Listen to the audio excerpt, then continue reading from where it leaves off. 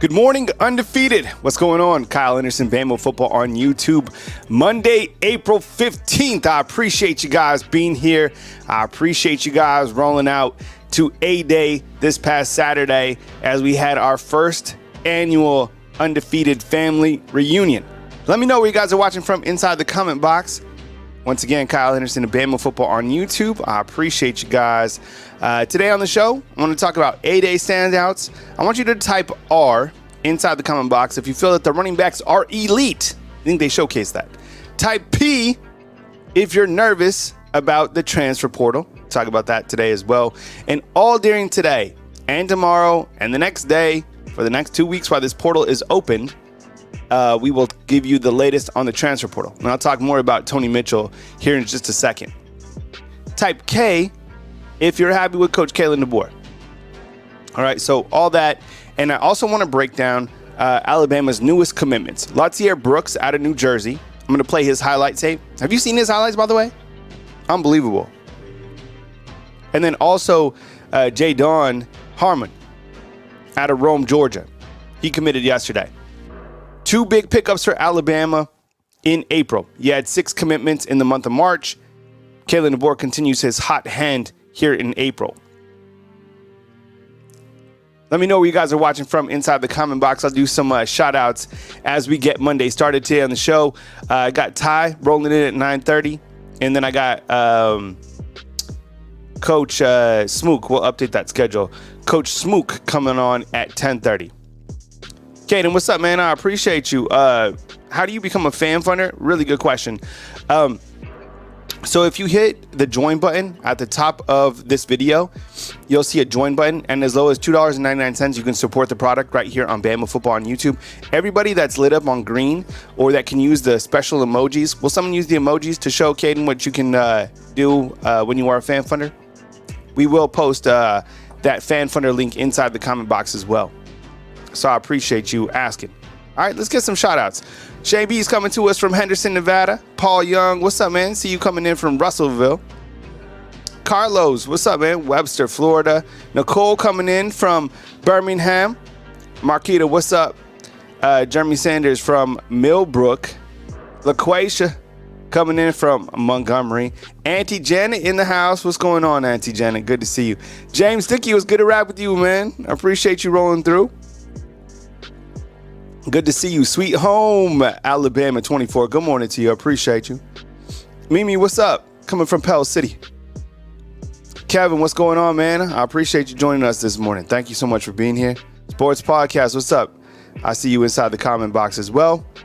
Romeo, what's up, man? Good morning to you. Man, look at that avatar. Holy cow. I like that. Flag in the back. You look good. Nice drip. That's the definition of being dapper right here. This is our Philippines. Roll Tide. Appreciate you. Adeline Pello, what's going on, man? I appreciate you. Thank you so much for joining us and for your continued support of the channel. Jay, what's going on? What's going on from Jason and Hallieville? Appreciate it. Kevin up in Charlotte. LA, what's going on, man? The portal is what it's going to be. The reason I went with K for Kalen DeBoer is he made a national contender out of 2 and 3 stars. You know, that's a really good point. Now, look, when you look at Latier Brooks, who committed on Saturday, I'm going to play his highlight tapes in just a minute. I'm letting everybody get checked in. Like, I was like, you're going to be blown away by his highlights. And he's a 3-star. I get it. Stars don't matter when they get here, but like in the recruiting rankings and the sites that you follow, they matter. Man, his highlight tips are amazing. Carlos, what's up, man? Appreciate you. And Romeo is checking in from Grovetown, Georgia. So you know about the talent in Rome, Georgia, right? In terms of high school football. And Jaden Harmon, who committed yesterday, man, his highlight tape's balling. Man, he's so fast. So you got an elite offensive player and then a really good elite defensive player in yesterday. And I think Alabama's still number 6 in the on-3 recruiting rankings. Greg, what's up, man? I appreciate you. Thanks for being here. And I'll take your calls here in a little while. Hallie, let's see. Jay is saying Hallieville. Thank you, Jay. Appreciate it. Greg, what's up, man? Coming to us from Birmingham. Rico, are you in the chat? Got a chance to meet Rico from the Magic City. Darius is saying that Milroe should hit the portal. Don't start. Oh my goodness, stop. Hacker Music, what's up, man? Yeah, just wait till we show Latier Brooks. I'm gonna play it here in just a minute. His highlights are crazy. James Dickey saying KNR. That's if the running backs are elite, and K if he's happy with Coach Kalen DeBoer. Appreciate you guys. Just letting everybody get checked in. Oh, man.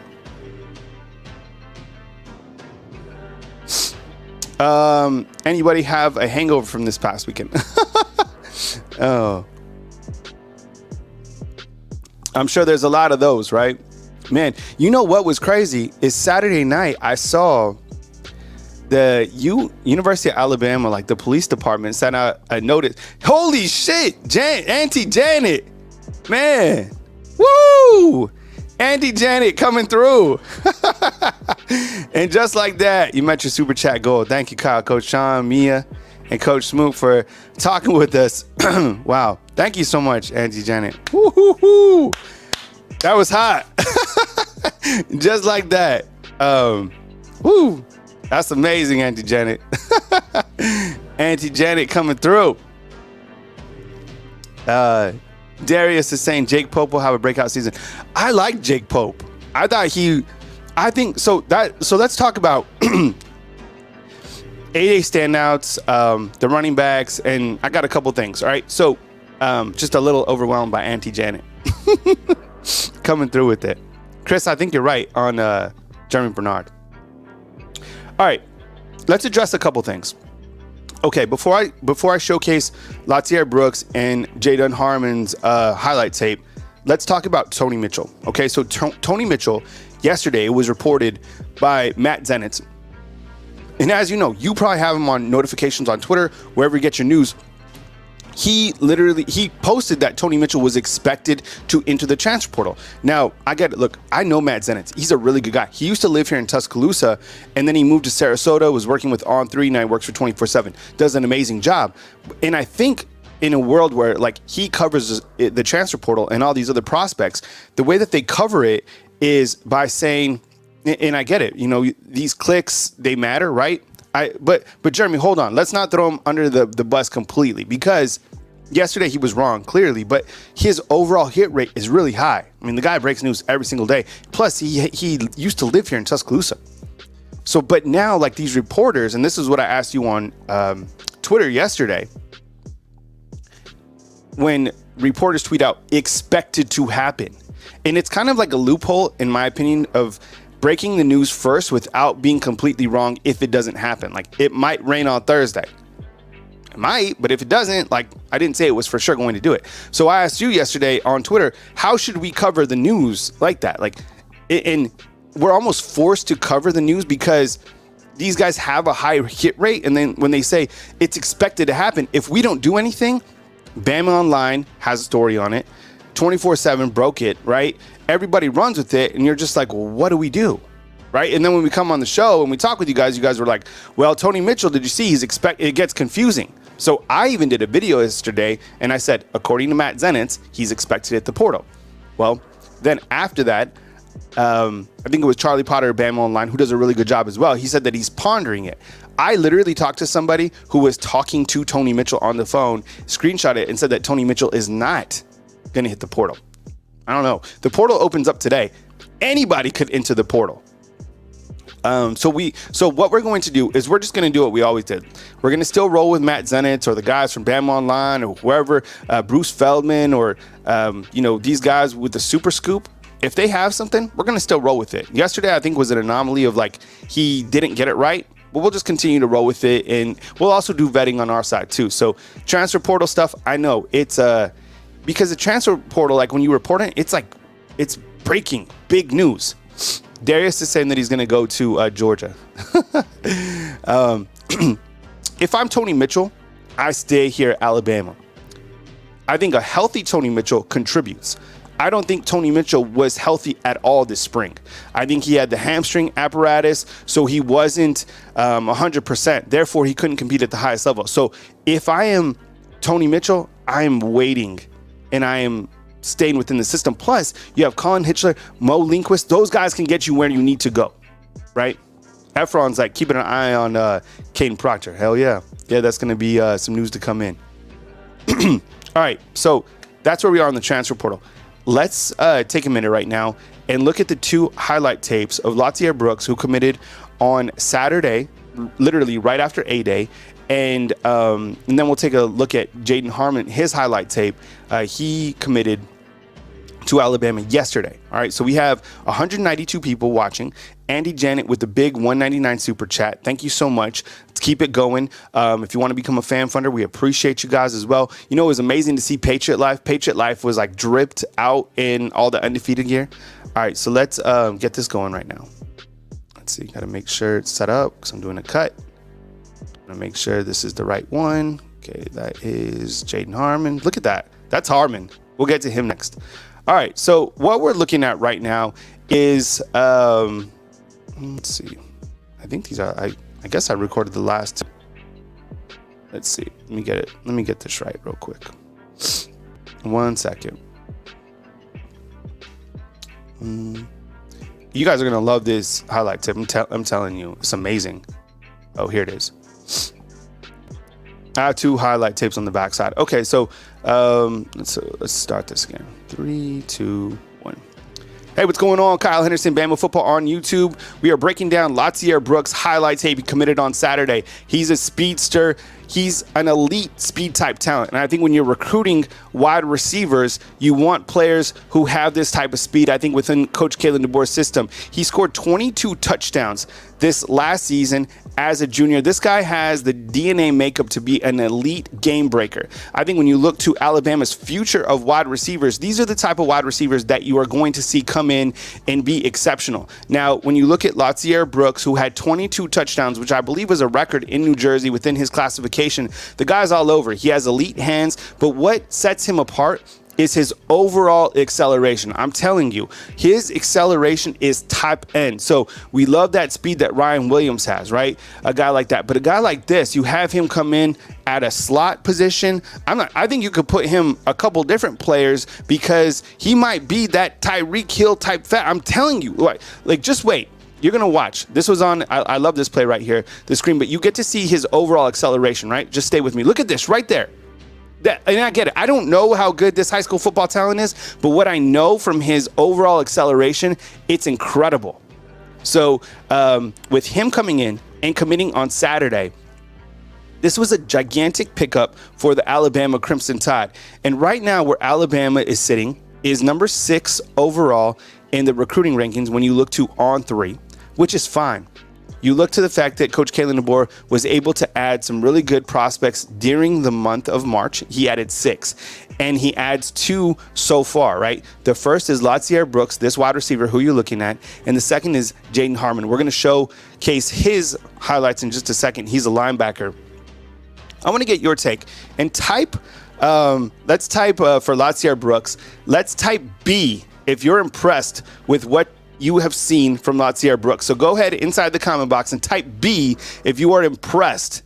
B if you're impressed with Latier Brooks, these highlights that you're seeing right now on the screen. And it's crazy because he's only a 3-star, right? Only a 3-star. Shane is already saying B. Look at this acceleration. Pretty good quarterback too. Yeah, everybody's lighting it up with B. Latier Brooks, name to know. And look him up. No matter if you're on Rivals, if you're on 24/7, On3, whatever, like look up his overall makeup. I mean, this guy. And what's been impressive about Coach Kalen DeBoer is he's been able to add prospects from all over the country, right? Going out to Los Angeles, going up to New Jersey. I get it. The world is smaller because of, private planes or whatever. But I think it speaks volumes to what Coach Kalen DeBoer has been able to do early on. My goodness, man. He's fast. Lightning. I mean, the dude is lightning. Okay, so now let's look at the next prospect. The next prospect that we're going to look at, Jaden Harmon, who is a 4-star linebacker out of Rome, Georgia. Okay, Rome, Georgia has put out some absolute ballers. You are going to absolutely love this prospect's highlight tape. Let's start right now.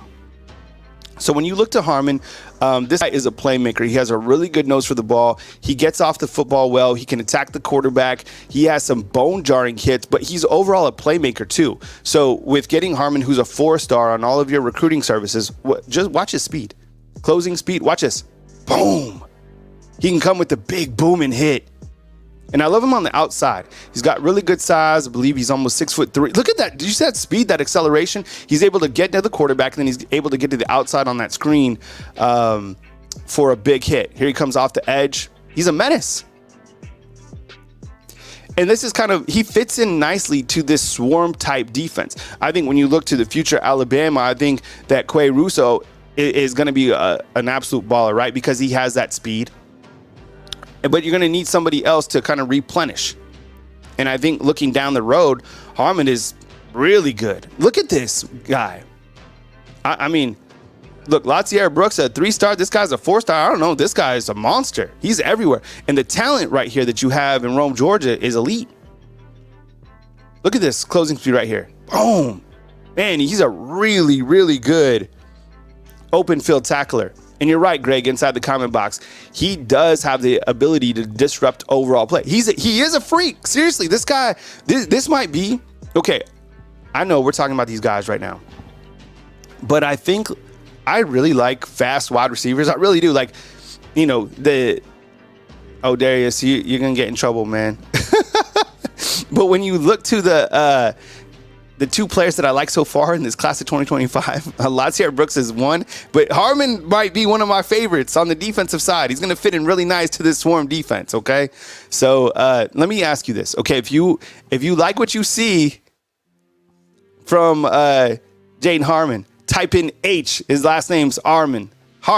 Type in H if you are impressed with what you've seen from Jaden Harmon. Man, look, he's loading up. And I get it. Alabama's right now, they haven't landed like that 5-star that you're looking for. But I think what they're doing is they're getting guys that fit their system, whether they're 5 stars, 4 stars, 3 stars, whatever the case. Love it. This guy is a wrecking ball. Man, Austin with the 3 H's. Yeah, really like what I see right here.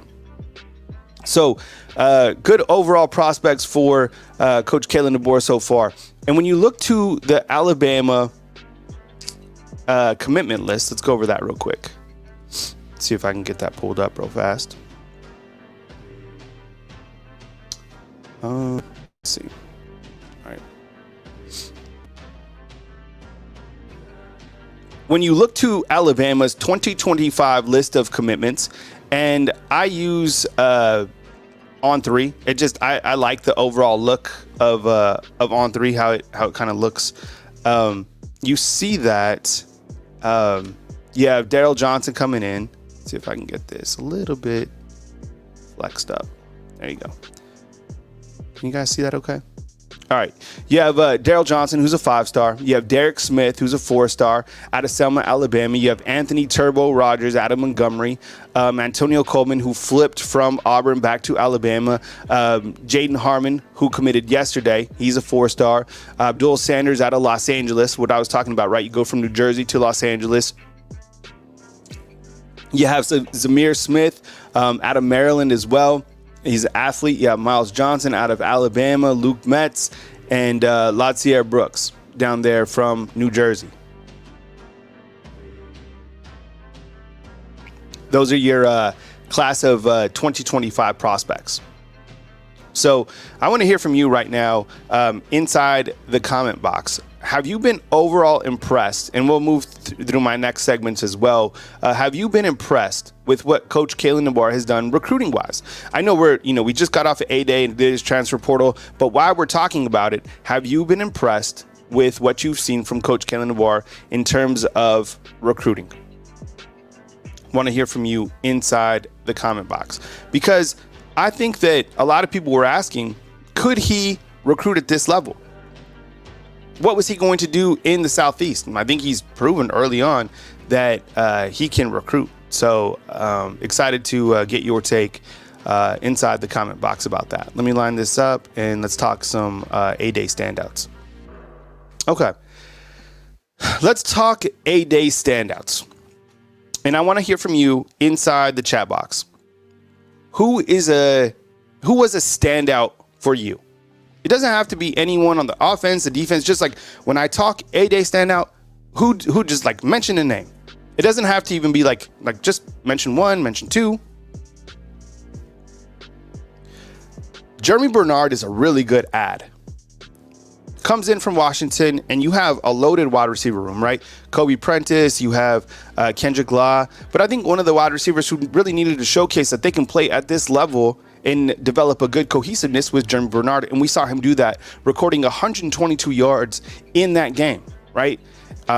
Did a really good job on that one bucket catch from Milroe, and then on the deep throw from Milroe. Everybody inside the chat is mentioning Jam Miller. Man, I am so happy for him, and I'm really happy for Richard Young. I'll talk about Richard Young in just a second. We talked about that recently. But when you look to Jam Miller, we talk about Justice Haynes, and rightfully so, all the time. And that's why I asked you, type R if you feel the running back room is elite. Jam Miller, last year, he was overshadowed because you had Roydell Williams and you had Jace, who were the upperclassmen. This year, you have Justice Haynes, who everybody wants to see get on the field. But last year, Jam Miller did his thing. When his name was called, he did his thing. He played at a high level last year. Okay? Everybody's saying R because they feel that the running back room is elite. And it starts with Jam Miller. He was able to put together a really nice scrimmage. 83 yards, right? Longest of what, 47? The guy is, I mean, and it's crazy because he's still probably overshadowed, which is kind of weird because he might be like the absolute guy here. I mean, who knows? Maybe he's the next 1,000-yard running back. I think Justice Haynes is a little bit banged up. I don't think it's serious. I think he maybe just took a big hit. Someone saw him with ice on his shoulder. Whatever the case is, we know what to expect from Justice Haynes. One player who played starving was Richard Young. Man, Richard Young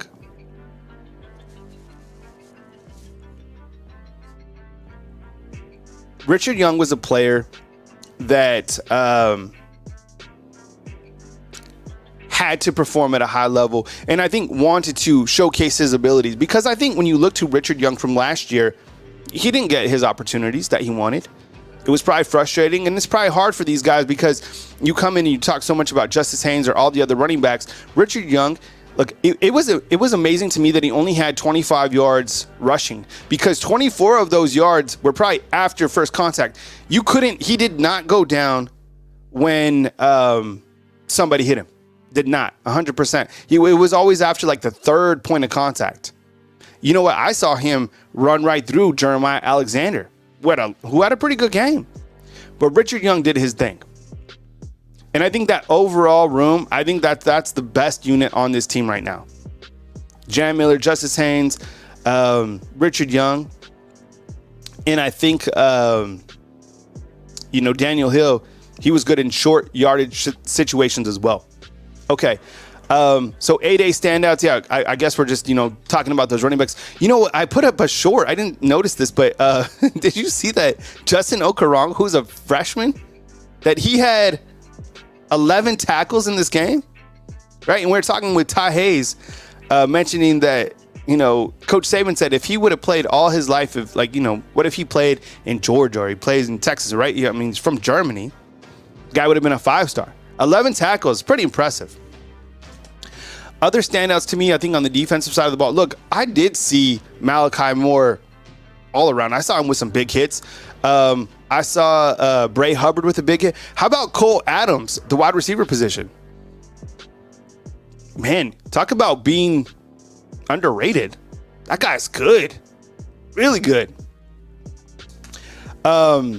Sweet Home is mentioning Justice Jefferson, which was interesting, and a lot of people are probably asking, where was Jahad Campbell? Well, Campbell was out with a minor injury. Coach Kalen DeBoer said he's going to be fine moving forward. See, Marquetta said the same thing. Cole Adams, very underrated, 100%. Tobias, who's up in Germany, right? He's up in Cologne.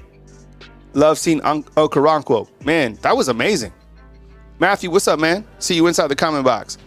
Milroe, Ty Simpson, both look really good. Jake Kirkpatrick, man, that interception. So when I did my rewatch, and I'm sure you guys did too, that interception by Drake Kirkpatrick was so impressive from an athletic standpoint. And guess what? Let me ask you. Here's some trivia, undefeated. Okay? Here's some trivia. What was his ranking, his star ranking? Drake Kirkpatrick. This is too easy. Everything is asking Robbie Oots. No. He was good. Saw him make a catch. Robbie Oots has hands. Right? For being 260 and a tight end, he has hands. But see, everybody knows, undefeated. He was Shane B. Jordan Campbell saying he was a 3-star. Did that look like a 3-star interception to me? You know what? He had 2 interceptions in the Alabama-Mississippi All-Star game. You know, it was cool when Drake Kirkpatrick went up and snagged that interception. They focused on Pops. Did you feel a little bit old? Seeing his dad on the sidelines and seeing Drake Kirkpatrick just scoop one out? Man, that was an athletic grab. Oh, man. He's good. Drake Kirkpatrick's good. I don't know if he's going to, how much playing time he'll get this year, because I think, this is what I think, talking about the portal now. Patriot Life in with the 20 spot. Man, Patriot Life been building this fan funder. Look at it. His avatar is now the undefeated. You can't get much more undefeated than that. I appreciate you, Patriot Life, and you and Auntie Janet, man. You guys are leading the way with the undefeated. Caitlin, we miss you. Where's Caitlin been?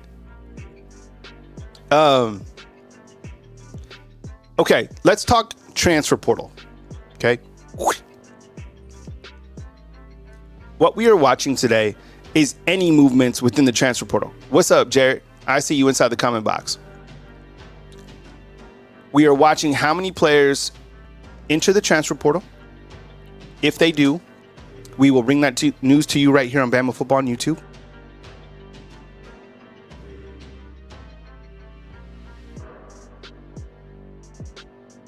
Sorry, I almost have to sneeze, so I don't want to sneeze on camera.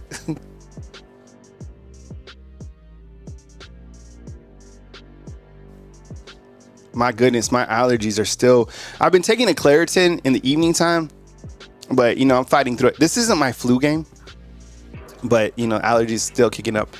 But we are watching any prospect that hits the transfer portal, and we will bring that to you. And we'll also watch on transfer portal targets, which players hit the portal that makes sense that might come to Alabama. Matthew, I'll get to you in just a second. I think I think a lot of people are going to be talking about this. Matthew was saying that he wasn't impressed with the defense. Sweet Home's like, just let it rip. So if a player enters the transfer portal, be notified by hitting the subscription, because we will bring a video to you if a player does hit the transfer portal. Yesterday, Tony Mitchell was rumored to hit the portal or expected to. We had a video on that. I put the video as private because then Tony Mitchell came and said that he wasn't. So a lot of moving parts. So we'll vet that out the best that we can.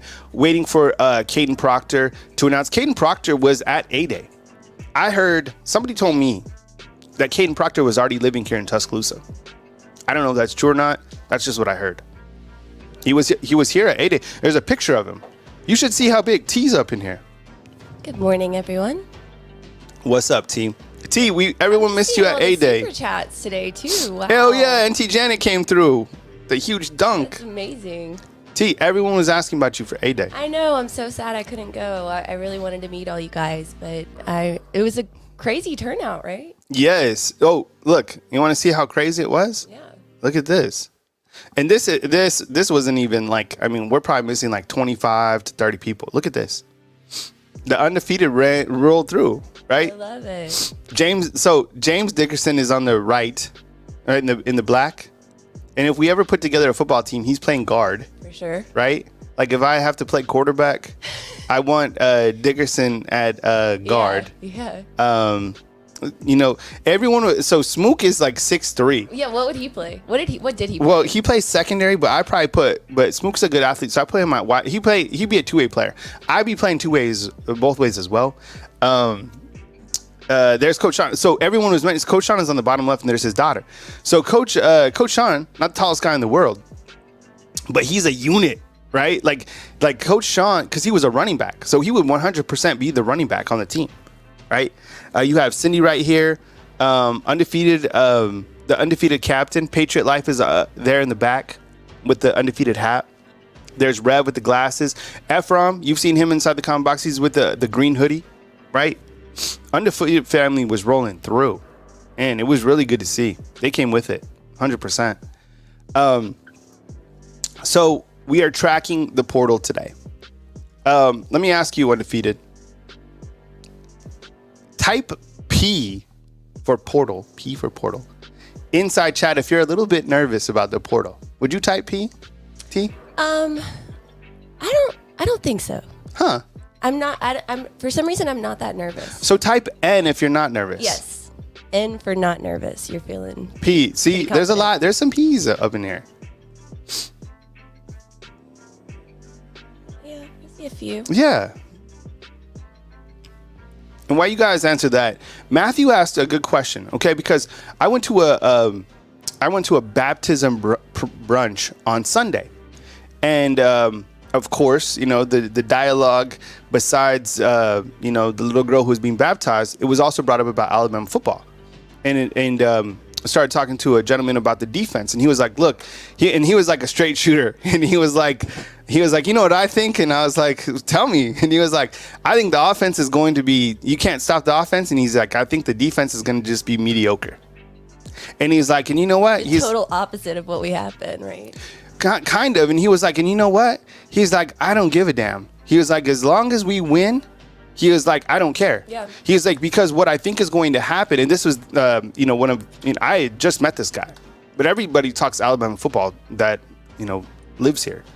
So he was like, look, I think that Coach Kalen DeBoer is just going to have this ultra elite offense that's scoring 56 points or whatever. And he's like, I'm not too worried about the defense. I don't know if it's going to be that. It's hard to see because this type of format for the scrimmage is just set up for the offense. I mean, did you guys like the format? Type yes if you like the format. Type N if you didn't for no. Did you like the format? I prefer the old one. Huh. You mean of A-Day, right? Yeah. Yeah. Kyle, you and Smook should really come to Birmingham and go to the Stallions game Saturday. It was fun. So my son, Caden, has been asking me to take him to a Stallions game because, as you know, Caden's a 49er fan, but he loves Stallions. He loves it. Caden's one of those dudes, like Caden is so like New Mexico. Like he represents, right? He loves the Niners. He loves New Mexico, but he loves the Stallions too. I don't know for the format for me. I don't know if it really like bothered me or not. I'm kind of with Charles. Like he's saying it grew on him. Like I was very against it at first, but then yeah. But I still think I prefer the old way. Okay, let me ask you this. All right, Undefeated. I feel like the energy out there on Saturday. Do you guys agree with this? It was like a day of like kind of closure and excitement. And what I mean by that is that we never had time to get together after Coach Saban and just be like, hey, share some stories, whatever, if people were sad or happy, and then get together and celebrate Coach Kalen DeBoer and everything that is new. It was kind of like, I don't know, it was like a day of camaraderie. And I think fans needed that more than like whatever the, scrimmage details were, whatever. Cynthia, right? You felt that? 100%. Oh, so defense, this is important. So check this out. And I heard this on the rewatch because the field was trash. Brian Denny State, my grass, I haven't even turned on my sprinklers and my grass looks better than that field, okay? The field was in bad shape. It was rough. But think about this. Alabama is switching over, like they're prepping their turf. Check this out, T. They're prepping their turf to be green and in better shape longer because they're anticipating hosting a playoff game this year. Ooh, that's interesting. Do you see what I'm saying? Yeah. So they have to go longer with their turf as opposed to previous seasons because you're going to host a playoff game. That's what they said on the announcement because the field was terrible. Yeah. You should have seen it. But now it makes sense to me because the way that they're treating it, they have to have it kind of prolonged. Stretch it out. Yeah. It makes sense to me. I was like, oh, man. And, Alabama, like, they have, like, these think tanks of people and the groundskeepers. Yeah. What playoff game will we host our own? Well, I mean, the way that it's set up is that, if you look to the playoff formats, you will host a playoff game, the upper teams, right? So, I mean, I don't think it's, out of the question that Alabama has a great season and then hosts a game in the playoffs, which would be crazy, which would be great for the city of Tuscaloosa and us to cover an extra game here at Bryant-Denny Stadium. Now, I know we're speaking way to the, who knows, you got to get there, but still, I think that's amazing to think about. Paul Young saying they're going to be installing, will be installing new turf, and that might have to, do something with it as well. I don't know, but that's what they were saying. Byron is saying only 2 players in the portal so far today. Is that from, let me see. Is that just like overall? I think that's what he means. I didn't see any. Man, if you want the portal to heat up, get me on an airplane or something like that. Stop. That's when news really pops. Remember last year when I was flying to Tampa and Tyler Buckner was named the starter? Man, that was crazy. Well, something else happened too when we were flying home. Yeah, from LA. What was it? Oh. And I was doing a video from like Delta Comfort. Yeah, what was it? I don't know. And everyone was like, oh, you're fine. It was a transfer.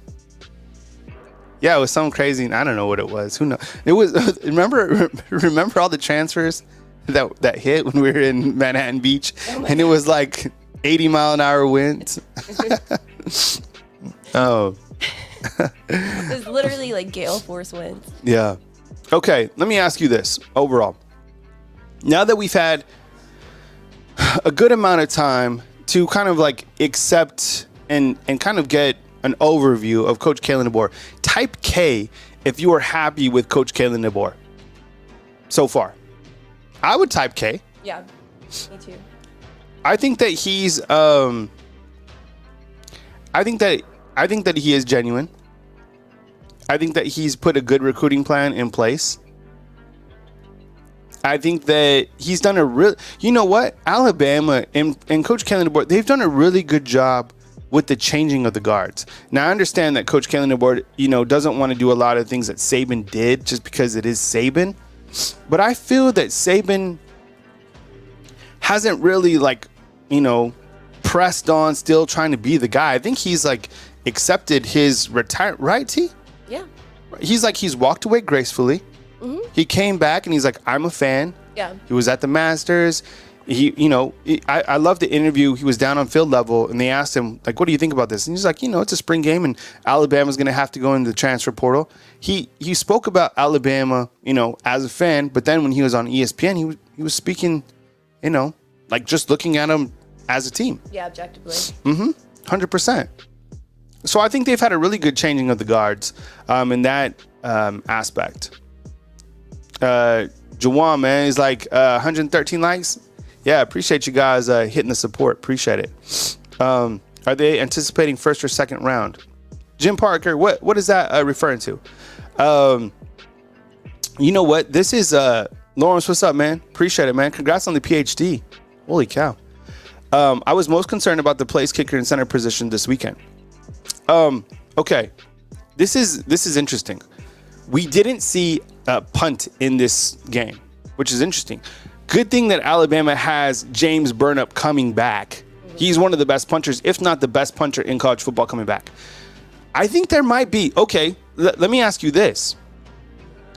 Are you concerned? Is it too early? I don't know. Are you concerned about the kicker position?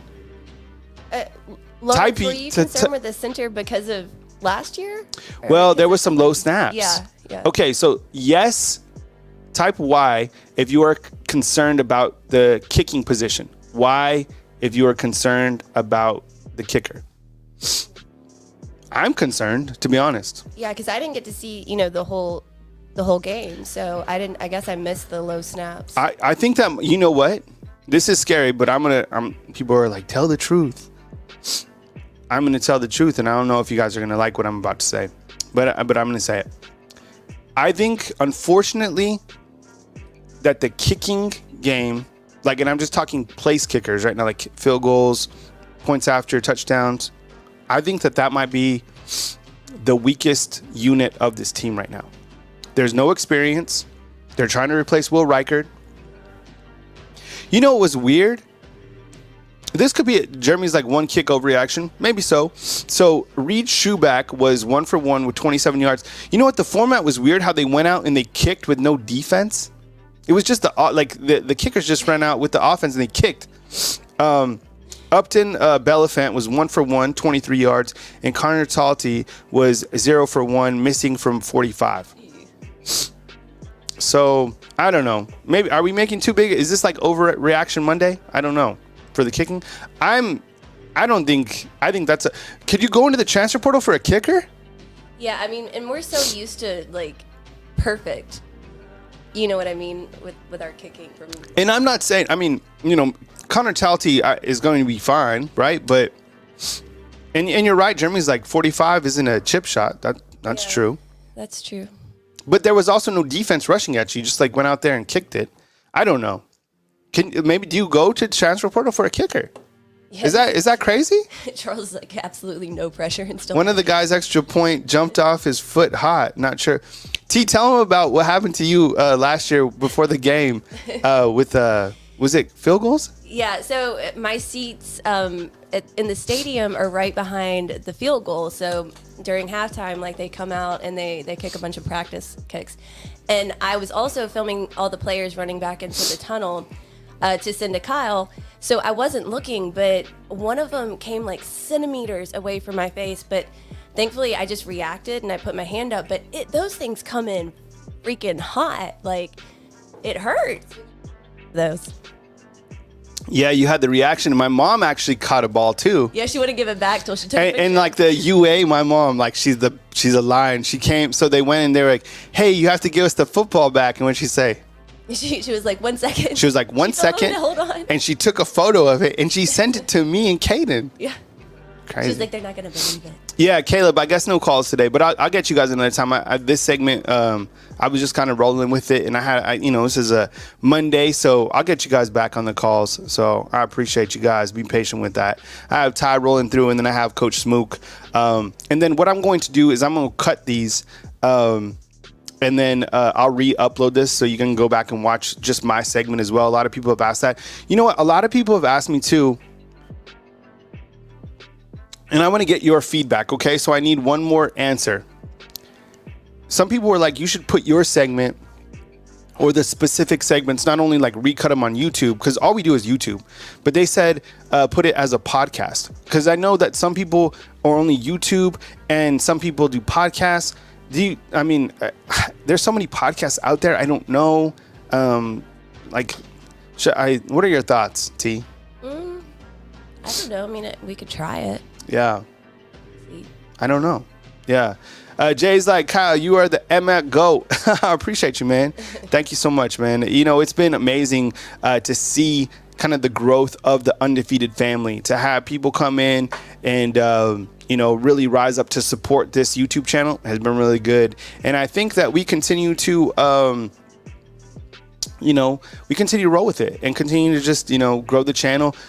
So how things are going to work. So April should pretty much be the same. We'll have our morning shows and the evening shows. May is going to be different because it's a different time of year from football. There still will be coverage, of course. You have the NFL draft, which we'll cover as well. June and July, those are months where, you kind of turn more towards recruiting. July will be SEC Media Days. And then in August, we'll ramp things up. And you kind of get a taste of, it's amazing to see what we've built here on YouTube in not even the football season. Yeah. Right. Because I think like the channel, has 100 and almost 6,000 subscribers. Right. But we've morphed into something different from January to now. 100%. So this is kind of like the I don't know, first quarter, whatever of what we are, can you imagine where we are during the season? Can you imagine how things are going into the season when we have games to talk about, when we have more impactful things to talk about? So that's kind of where we're at. But I appreciate you guys watching the product, and drop us a like at the bottom, and let us know, R, if you think they're elite, P, if you're nervous about the portal, and K, if you're happy with Coach Kalen DeBoer. And I have Ty popping in soon right here on Bama Football on YouTube.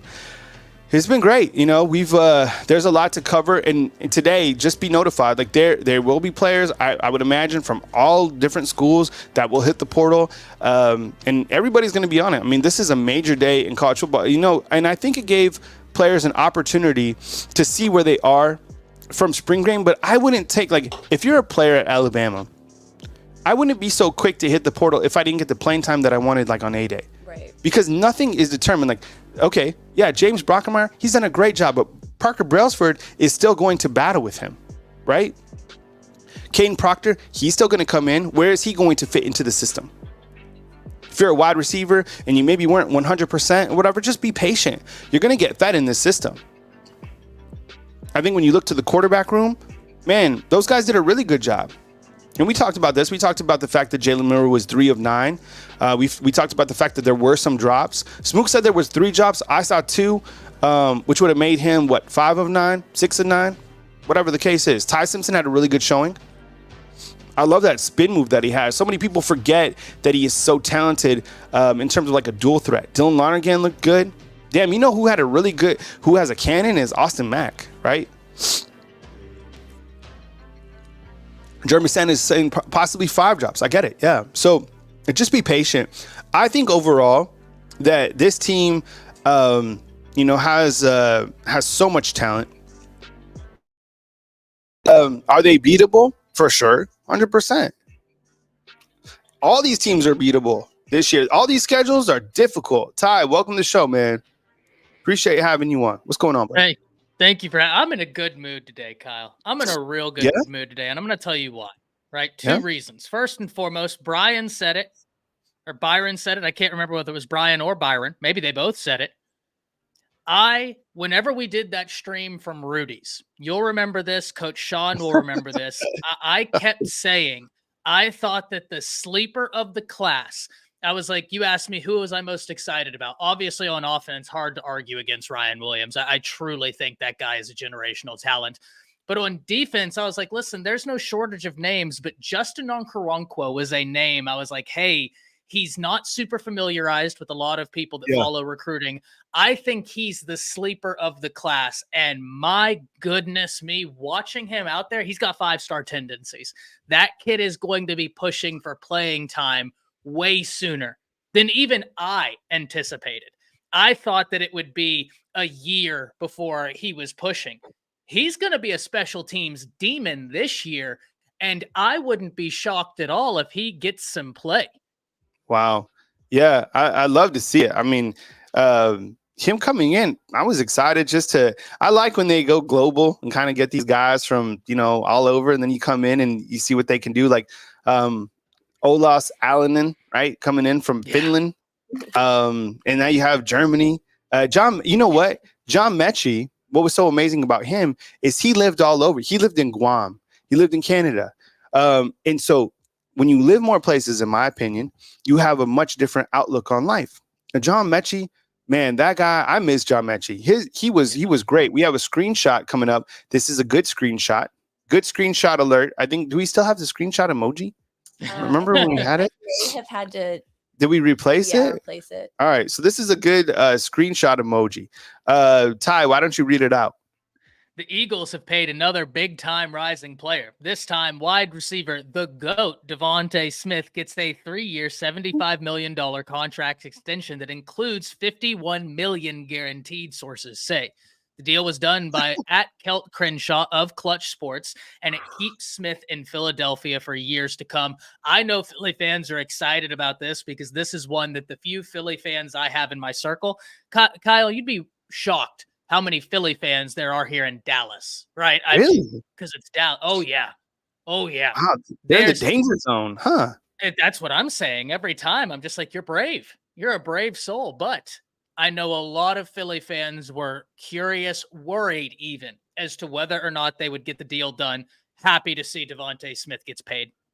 Austin, I didn't see the Kentucky players that decommitted. I'll check on that.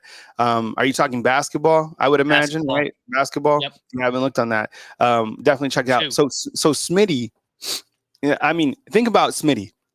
He was a guy who was overshadowed before he came back, right? And he comes back, and it just took 1 year. That's why it's so important just be patient.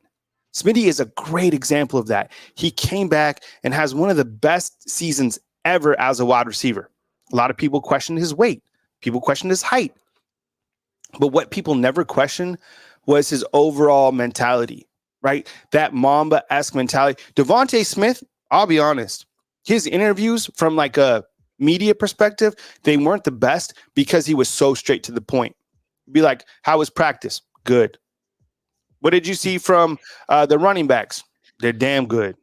Like he like, that's it. And then but he had that look in his eyes. And when the game was on the line, and still you see what he's been able to do in the NFL.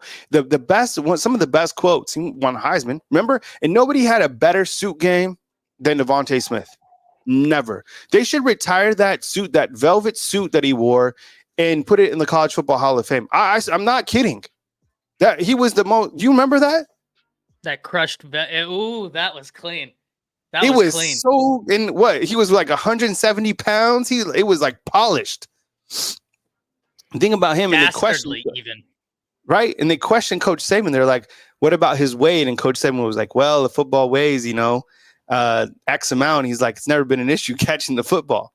What he's been able to do, so just pretty damn impressive. So that's on Smitty. Okay, before I let you get to your segment, Ty. In a course, like if there's transfer portal news, Ty, during your segment, talk about it. I wouldn't imagine too much today. Portal opens tonight at midnight. Technically, it opens the 16th. So I would imagine today's gonna kind of be the quiet before the storm. You might have some reports leaking out early, which we've already seen. But tomorrow, ladies and gentlemen, Kyle, I'm gonna text you. That way we can kind of game plan on terms of how we can get the guest that I have coming in best suited for the live stream tomorrow. So yeah, we'll get that all situated. But ladies and gentlemen, just be sure to be on the lookout for the stream tomorrow. You're not going to want to miss it.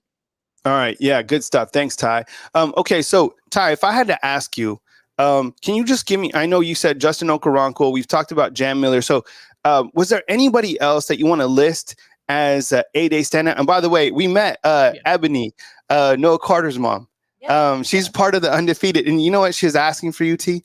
You know what we need to have, T? We need to have like a summer get together and have you attend. Yeah, I would love that. Because but T was doing like she was on Lacey duty. I was on Lacey duty. Look, we have an 11-year-old daughter that requires man-to-man coverage, right? this is man-to-man coverage, okay? So she had dance pictures scheduled on A-Day. Yes. How evil was the dance studio? Criminal. Right? Criminal. Okay. Who else you got, Ty, is like 8-day standouts? Boy, I got a list for you, man. One, Bray Hubbard. And Bray Hubbard, I think, has flown under the radar, but he looked really good. I mean, there was the big hit you posted, Smook posted on Cole Adams, but he and Okoronkwo another time actually double-teamed Cole Adams on a tackle, and you can tell he comes up with a pop, a violence that you just love to see. I think all the running backs, easy to say, right? But in terms of wide receivers, you kind of saw what this wide receiver room will bring. Jeremy Bernard is going to be a whole problem for the SEC to deal with. I also really liked what I saw out of Jeremiah Beeman. Jeremiah Beeman, I went back and watched, and he was standing out like a sore thumb. And the reason this is interesting, Kyle, is this defensive front already has some guys we're very excited about, but I think some of these young guys are really starting to get acclimated. And Edric Hill, a Jeremiah Beeman, already starting to show. Jay Sean Ross also flew around and made some plays as well. So I was really impressed by how these young guys that came in are acclimating themselves very quickly.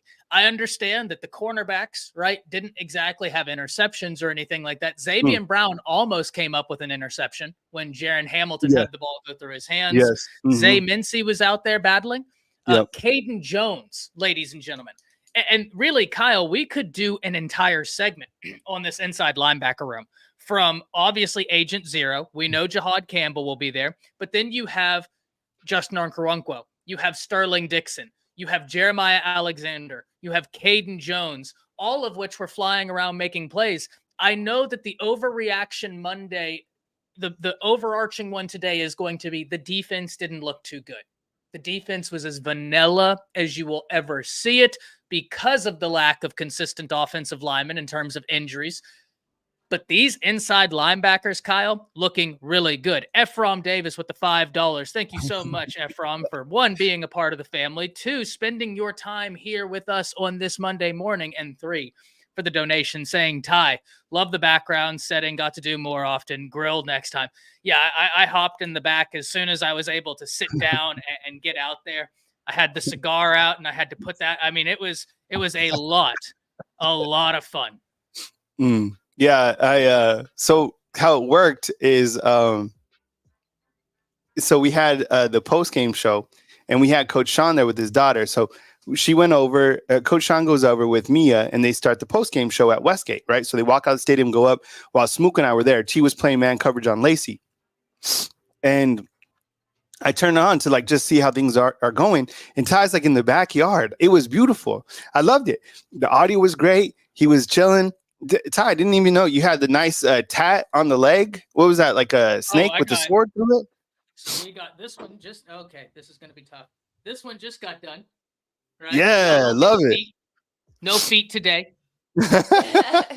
So we got that. And the tattoo artist did the dagger with the snake through it, but he also put my dad's JH brand. I don't know if you can see it in the inlay of the dagger.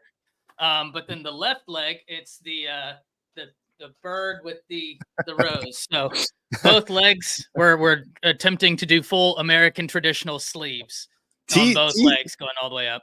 Yeah, T has tats as well. So I was like, T, I just asked her, I was like, do you want to show your tat, T? No. She was like, no, T, your tats are dope. You don't want to show them what right here? No, I'm good. All right, maybe I'll get T to showcase her. We'll save that for a special occasion. Where did you get that tat at? The one on my arm is I got it done in Mexico. Yeah. That's cool. She used to live in Mexico. Yep. Yeah, it's dope. Wait, really? That's awesome. She used to live in Mexico. She used to live in Hong Kong. She stayed a little bit in Haiti. T? Yep, I did. Hong Kong was for work, so I didn't really live there. I was there for a long time. Mm-hmm. And then Haiti, I went back and forth after the earthquake. And then about 6 months. You lived in Atlanta for what, 15? Yeah, 15 years. And then LA. And I think that's pretty much it. So, Florence. Yeah, in Florence. So, T's Florence is Alabama. When I say Florence, they're like, damn, she lived in Italy. She's from Italy. That's what I thought. I was about to say a woman of the world. My word. Yeah. All right. Well, I appreciate you guys. Please support Ty like you guys support me. Sure, Ty has his own observations about A-Day. I opened it up, man. The Latier Brooks' highlights crazy, and then I was watching Jaden Harmon's highlights. They're crazy. So I'm uploading those now for you guys to watch again on the rewatch, and then you got Coach Smook rolling through. So do your thing with Coach Ty. Support the overall product. We appreciate you guys so much. Auntie Janet come through with the 200 spot.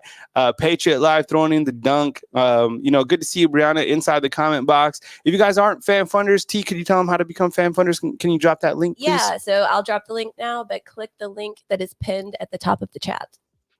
All right, there you go. That's it on the homepage as well. Or you can find it on the homepage. We appreciate you guys. Thank you, Efron, as well, man. I love that undefeated. We're going to update the merch. So if you get something that is dark, that the defeated on that side is in white. So we will keep you posted on that. So we appreciate you guys. Ty, do your thing, man. And we'll catch you soon right here on Bama Football on YouTube, and especially as news happens. Absolutely, Kyle. Always a pleasure being able to come on, speak with you. I mean, that's just something I look forward to every single day. True story.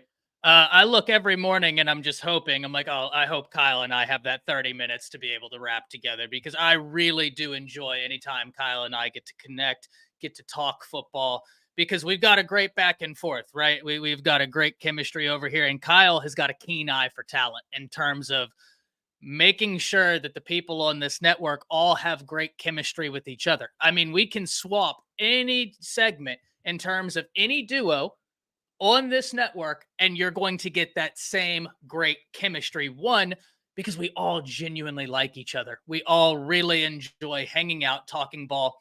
And once again, this wouldn't be possible without the big three. T in the background, woman of the world, Kyle in the foreground, making this all happen, creating the platform, and then allowing me to be a small part of that, which I am really, really thankful for. And then all of you in the undefeated, happy you're all here. We have Moon. We have got LaQuacia. We have got Katrina. We've got Steven, Kareem, Marquetta. I mean, we have got everybody out here. We have Boomer Sooner in the chat from Brianna. Hey, I'm looking forward to that game. Really excited for that one. I think there should be a Marcus Bradley, defensive lineman, and Takar back out the portal. It could be. Ebony in the chat, Byron in the chat, Cynthia, Walt, Kareem. I mean, there's so many of you, 297 in here. Run up those likes. We have got a lot to talk about. We're going to talk about Brianna saying I'm going to be at that game. I probably will too, Brianna, because I'm right down the road. I create a lot of content with some of those Oklahoma guys, Jay from Unfair Sports, PG. Do a lot of content with them. So excited for that game. I will probably be out there for that one. And I'm trying to get to Tuscaloosa for a game. I do want to apologize, everybody in the chat. I was not able to make it to A-Day.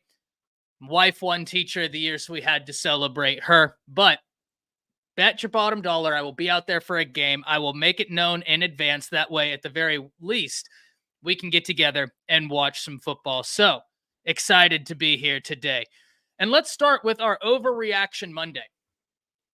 And I think this is a perfect comment to start Overreaction Monday for. The defense looked crappy and Milroe looked confused. So I'm going to disagree on both parts. One, the defense didn't look great during the first half. I grant you that. I do grant you that, Willie. I think that's maybe harsh, but fair, right? You speak harshly, but you speak true. I think that the defense left a little bit to be desired in that first half. But I think that there's a principled reason for that. You guys know me. Whenever we talk ball, whenever we talk anything, we cannot forget nuance. Yes, there's black, there's white, but there's also a lot of gray in life. And that's where nuance is king. You have got to look at everything with nuance. One, why did the defense look so vanilla? Because it's a brand new defensive system, right? On top of that, you have an offensive line that only has 10 guys really healthy. As a defensive coordinator, you're not going to empty out the clip and just start sending blitz after blitz after blitz and really start heating up this offensive line whenever you barely have enough for a first and second string. So you're not going to put those guys in that situation. It's part of the reason why we can bet that Alabama will be active for offensive linemen in the transfer portal. I'm looking at a Jason Zandamela, someone who just transferred from USC, was a top 100 player of the nation. I believe the number 1, 2, or 3 interior offensive lineman in the nation. Last cycle has hit the transfer portal. As I understand, it wants to be a bit closer to home from Florida. But listen, Alabama's a lot closer to Florida than is Los Angeles. So something to watch there. But I think that's the first degree of nuance, Willie. The second degree of nuance. Bama type defense at all. It looked where I think that's once again because of the numbers too. I think the second degree of nuance is you have this defensive backfield that's switching from a match concept to a read and react concept. That's going to take time. That's going to take a lot of time. And this offense is built on exploitation. It's built much like the Steve Sarkisian offense. And I'm not saying that they're 100% the same. Understand what I'm saying here is that both the Kalen DeBoer and Steve Sarkisian offense are built on making the defense create assumptions and then taking advantage of those wrong assumptions. So the offense was always going to be further ahead. I mean, you look at this offensive staff, and you have Kalen DeBoer, you have Nick Sheridan, and you have Byron Ellis, and you have Coach Shepard. Coach Shepard was the passing game coordinator at Washington. He's now working with these wide receivers. Byron Ellis, tight end coach, who at Western Kentucky was their offensive coordinator, and they set records with Bailey Zappi out there. Appreciate Caleb for letting me know how to correctly pronounce his name. And Caleb, if you're in here, you never have to feel bad about correcting pronunciation to me. I cover college football as a whole, so I'm very likely to get a name or two wrong just because I'm all over the place, right? So if you see that, please correct me because I never mean any disrespect. I want to be respectful over nothing.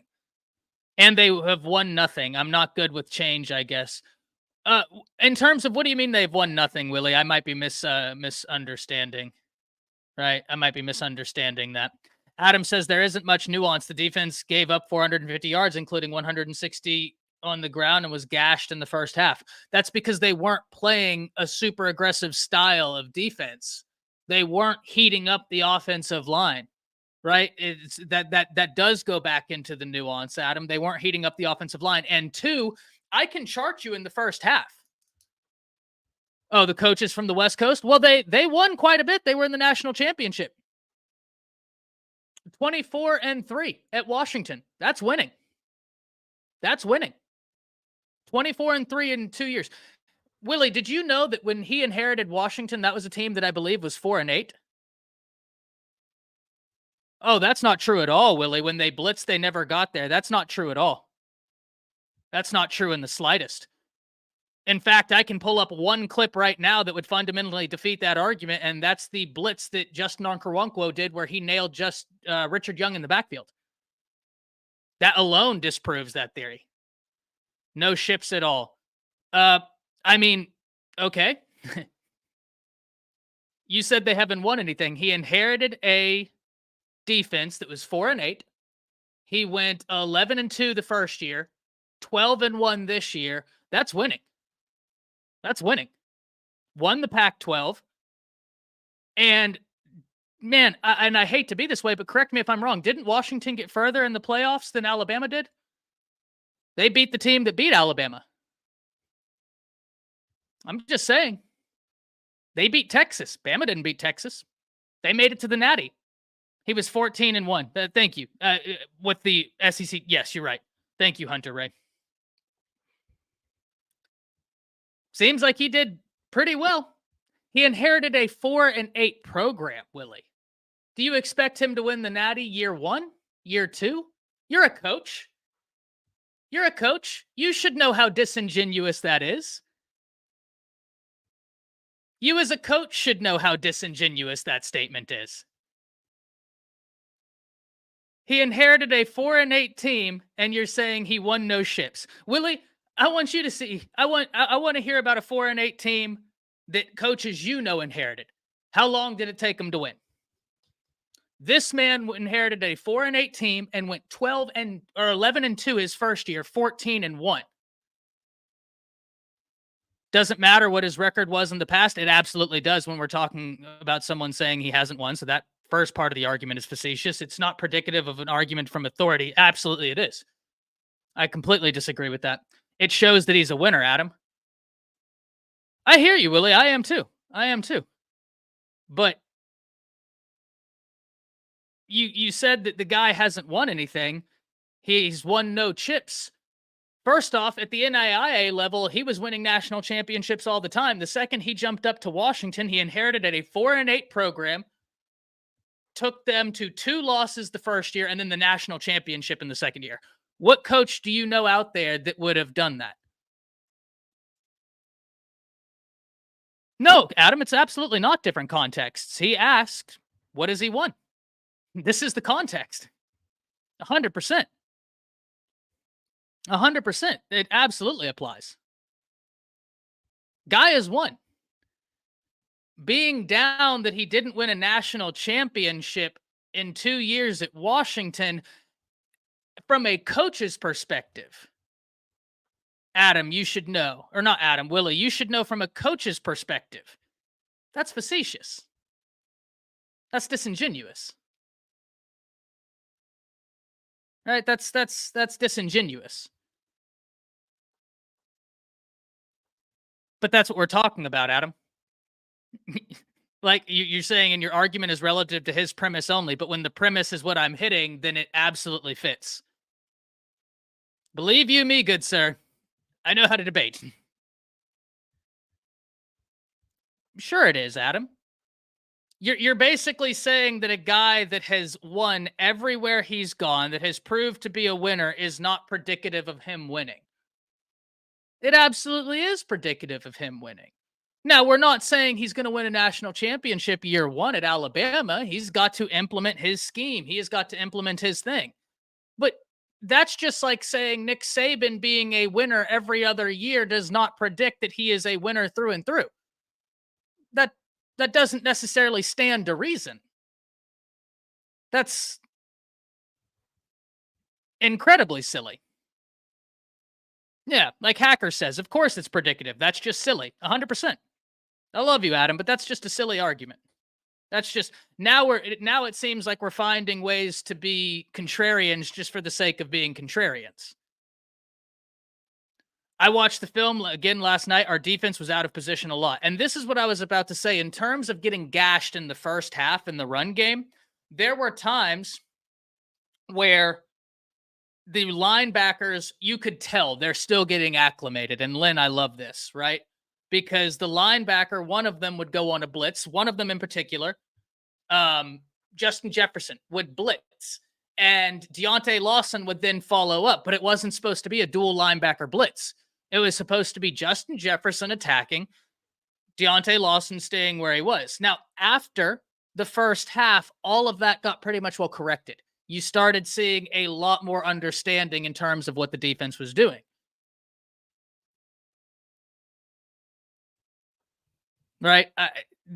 The second half, I think, corrected a lot of that. Hey, Ty, going on this fine Monday morning, if you had going into the transfer portal, transfer portal will open up tomorrow.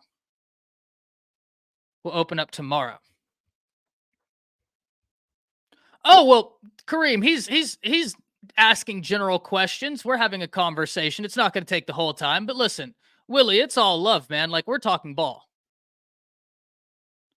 Okay, well, this isn't talking ball. This is just ridiculous. We will either be 6-6 or 8-4, and that's sad for our storied program. I don't know what you watched to see that, but that's, once again, Willie, I think that both of your statements today have been a little bit disingenuous, and you as a coach should know that's a little disingenuous, man. Saying the guy hasn't won anything at Washington, where are his ships? You haven't even acknowledged the progress he made. You didn't want to touch that argument. You didn't want to contribute to that conversation. Dude is a good coach, man. Like, the dude is a good coach. And yes, the defense looked very iffy in the first half. They came back in that second half and were playing better. They came back and were much better in that second half. But I don't know what in the world you would have seen to make you think we're going 6-6.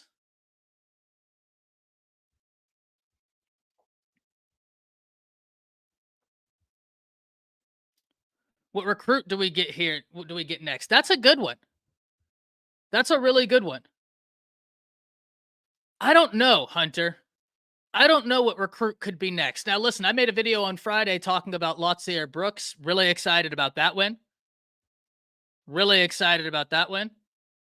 Really like the Jaden Harmon win. Let's talk about those real quick, and then we'll hop back into Overreaction Monday. But, Willie, I do appreciate you contributing to Overreaction Monday. Because right when I said there would be overreactions, bam, we get an overreaction.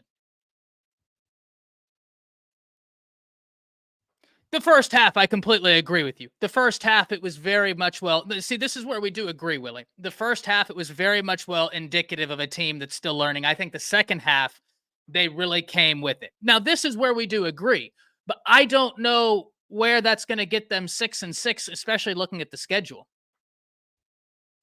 But this is what I love, right? People with counter opinions, because all opinions are valid. Right? This is what we're doing. This is meant to feel like you're at the table with your friends talking ball. And rarely are you going to be at that table with your friends talking ball and they agree on everything. Listen, me and my best friend couldn't disagree more. Couldn't disagree more on a lot of things. But listen, I guess I do agree with that. Bama Fan 95, member for 2 months. Thank you very much for the membership. He said 6-6 is wild. This isn't Auburn. Yeah, I don't know what would have been 6-6. No, you can speak your mind. You can 100% speak your mind, Willie. I'm going to speak my mind, but you can speak your mind. And listen, guys, just because someone has a counter opinion, it's all love. It's all good. It's all good. But listen, I don't also think that you're necessarily hitting on the actual points, right? I do agree with you. The defense looked like they need some work in the first half, came back in the second half. Now let's talk about Latier Brooks. Kid hit 22 plus miles per hour. Kid has 22 touchdowns.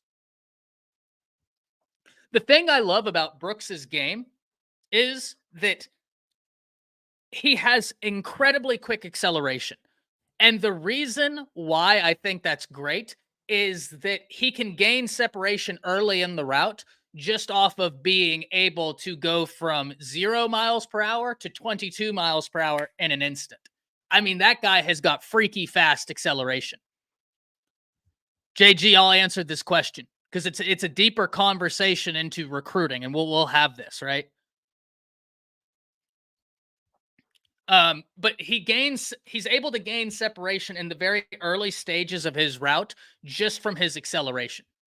But the thing you love, we have seen guys with very fast acceleration before. I gave this example last time whenever we were talking, and I know he's a quarterback that hurts my soul because of how he beat Alabama. But Johnny Manziel, for those of you that will remember those days, he wasn't the fastest guy on the football field, far from it. But he could get from stop to full speed really quickly. Like really quickly. And because of that, it made him pretty darn elusive. It made him kind of hard to get a hold of because he could go from start to full speed really quick.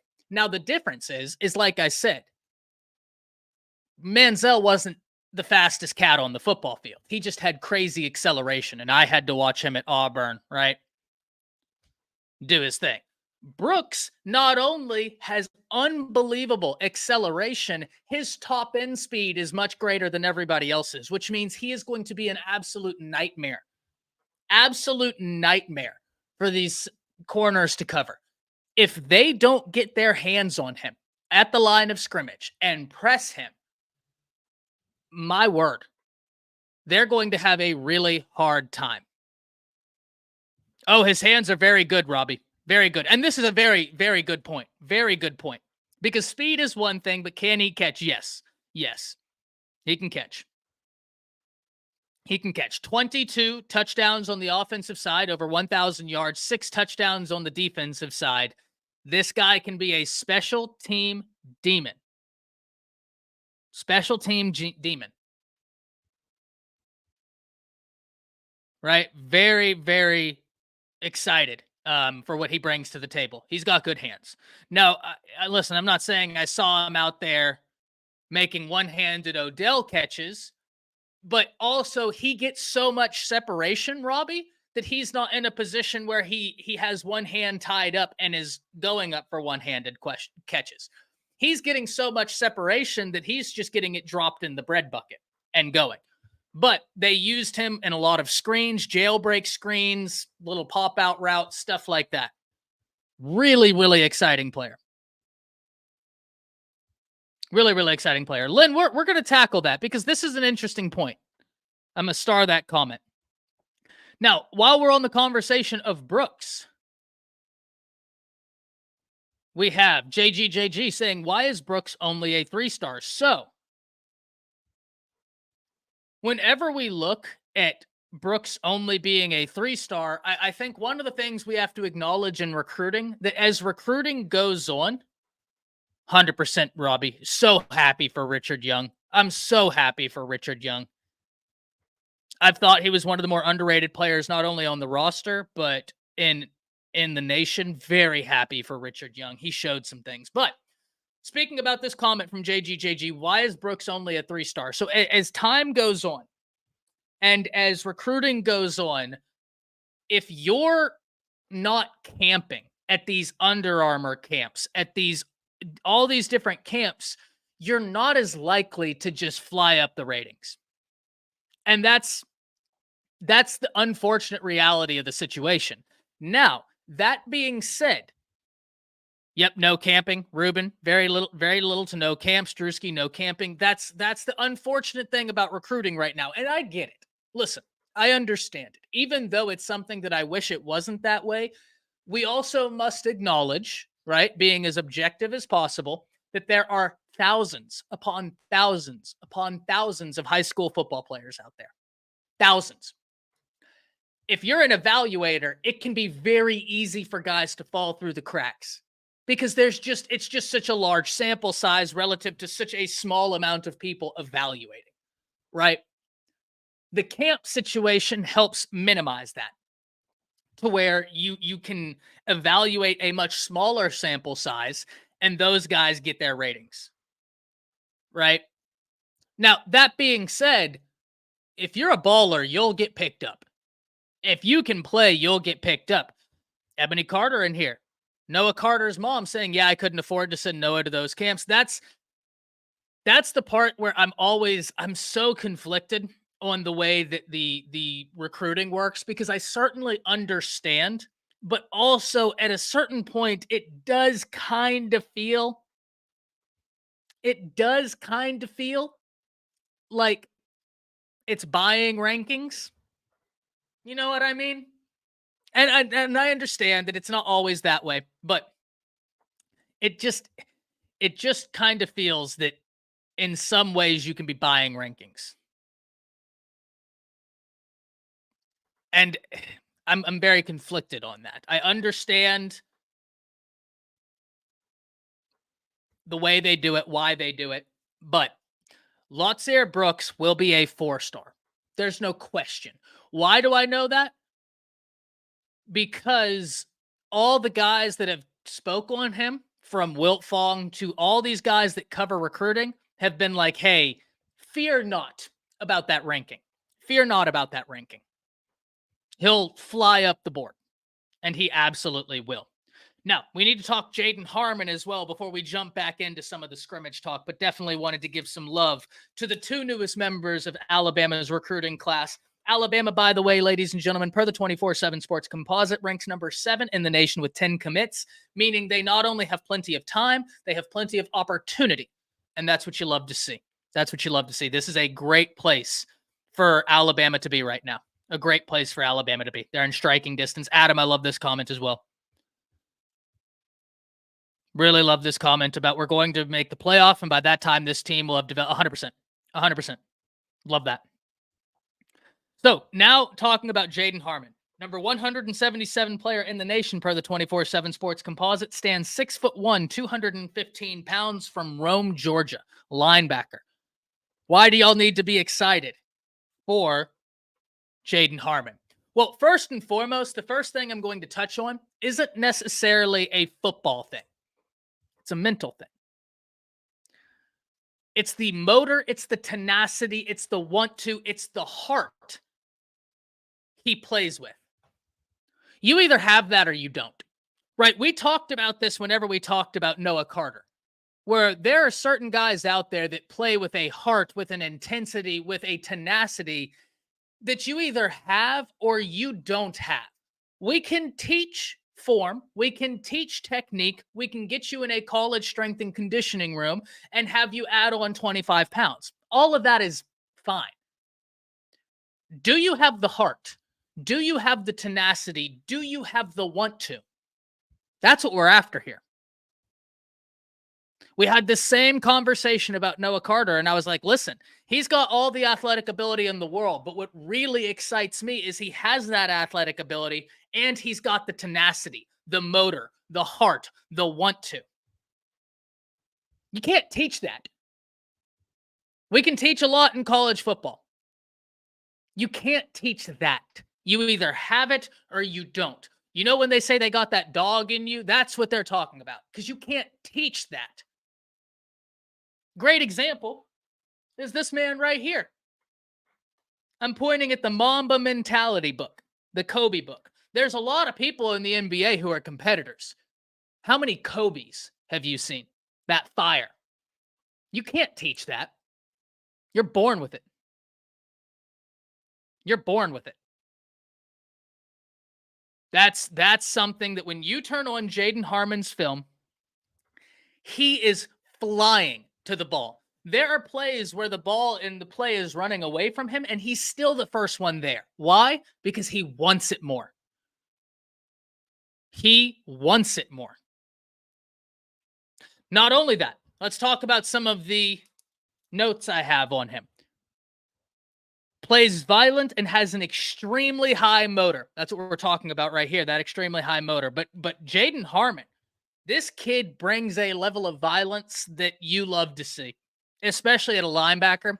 The other thing I have, there's fighting off of blocks, which we talk about all the time. You want to be able to fight off blocks. But then there's going through blocks.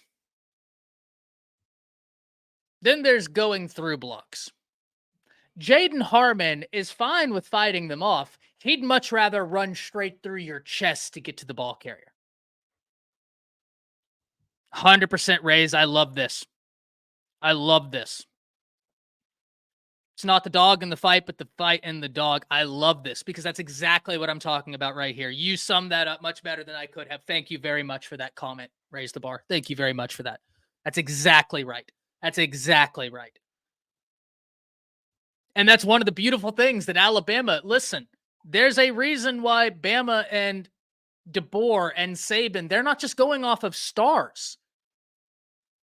That's not the end all be all. There are intangibles that do not show up unless you're watching. The other thing I like about Jaden Harmon is he has got fantastic eye discipline. Now, for being a junior in high school, and this is something I talk about all the time, for being a junior in high school, for being as athletic as he is, all of that, it's sometimes easy for these guys that are that athletic, and even with the motor he has, to not be as eye disciplined as he is. Because you're like, okay, I'm more athletic than everybody on this football field. I've got a bigger motor than everybody on this football field. And I have more want to than everybody on this football field. I'm just going to fly around. Well, that's all well and good, but sometimes that can get you out of position. And we know in football, if one person is out of position, that might be the difference between a sack and a 95-yard touchdown. I love that, Greg. I love this. Triple H headhunting Harmon. I love that. We're starring that. Oh, boy. I like that. Yeah, I like that a lot. But Jaden Harmon has got all the intangibles, but he also maintains eye discipline. And for a junior in high school, you love to see it.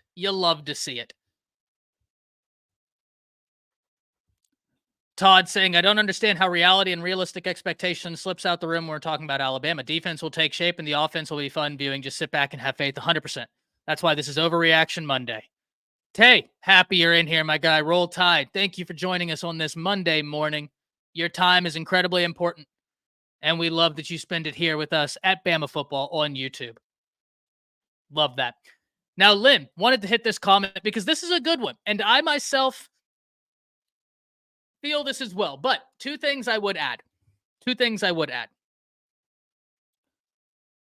Austin Mack, I think you could see that he was kind of nervous the first two throws he threw because they were low, and he's got an arm, right? Like he's not going to struggle to make that throw in terms of arm talent. He's got an arm. So that to me was nerves. Two, he's very young. And the last part I would say is that a lot of the drives Austin Mack was in, he was with offensive linemen that are walk-ons, going up against a Jeremiah Beeman and Edric Hill, right? Like, the defensive line is much deeper than the offensive line. And so that creates a situation that whenever Austin Mack is in there, he now is in a situation where, okay, the guys blocking for him are completely overmatched by the defensive front, because we got talent on this defensive front now, and it's deep. It's deep. So yes, but he's also very young, and I think a lot of it was the fact that, you know, he's working with an offensive line that's not buying him as much time. Adam saying OSU's defense looked good. I'm really interested in the defensive coordinator they hired. I was really interested in it last year because he did great work. Knowles did great work at Oklahoma State, getting them to be a really legit defense. And this is year 2 with Jim Knowles. So I am very interested in the Ohio State defense. But once again, ladies and gentlemen, what does Jim Knowles have? Continuity. He has continuity. That's something Bama doesn't have right now.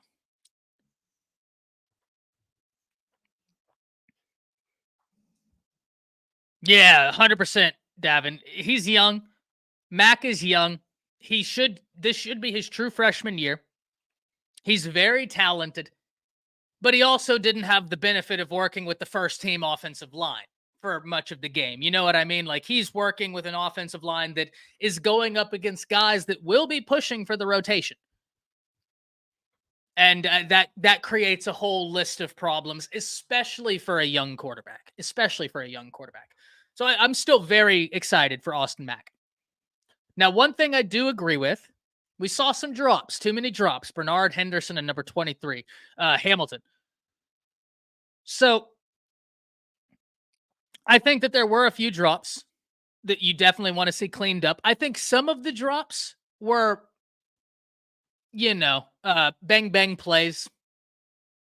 And that's kind of a situation where it's like, okay, that happens. But the drops that killed me were the ones where it was like, hey, that's an easy first down. And it wasn't like the defense was there.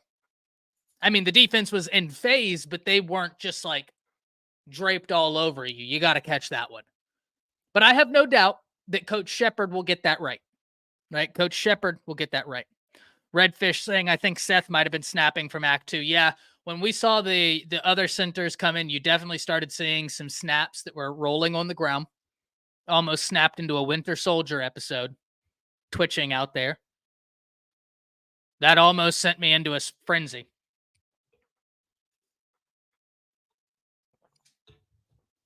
Yep, guys, we're going to have to pick a game. Caitlin, happy you're in here. We're going to have to pick a game and all go to. We will plan that. I'll be sure to be out there. Right? We'll pick a game that works best for the undefeated, and we'll all be out there. Happy you're in here, Caitlin.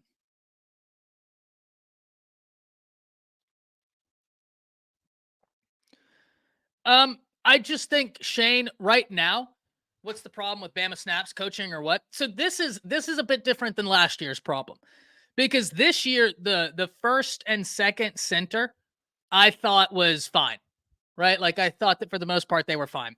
Where a lot of the missed snaps came from were like the third and fourth center, right? So this wasn't a situation where it was like the guy was rolling the snap back there.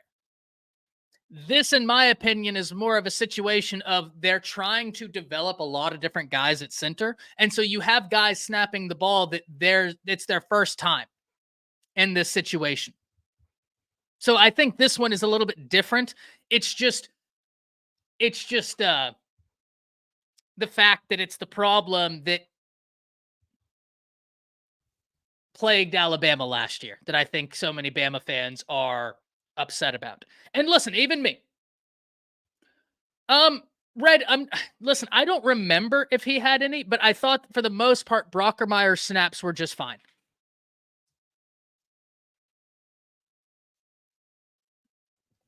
Ty, what's up with the trenches on the offensive line? Who's out there? Who can we bring in? So, yeah, I didn't see any red that were Brailsford wasn't out there, KPX. So that's a good point, KPX. Very good point.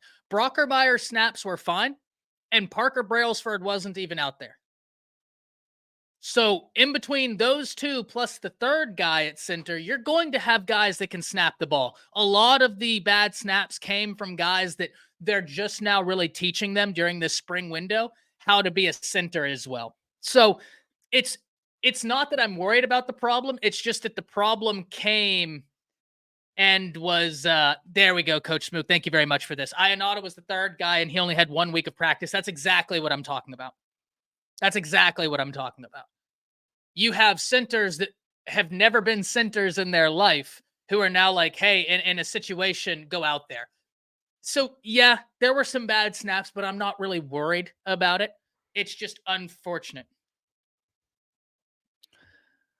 Saying Keon Keeley has followed 10 Ohio State players in the last 24 hours. Hey, we shall see.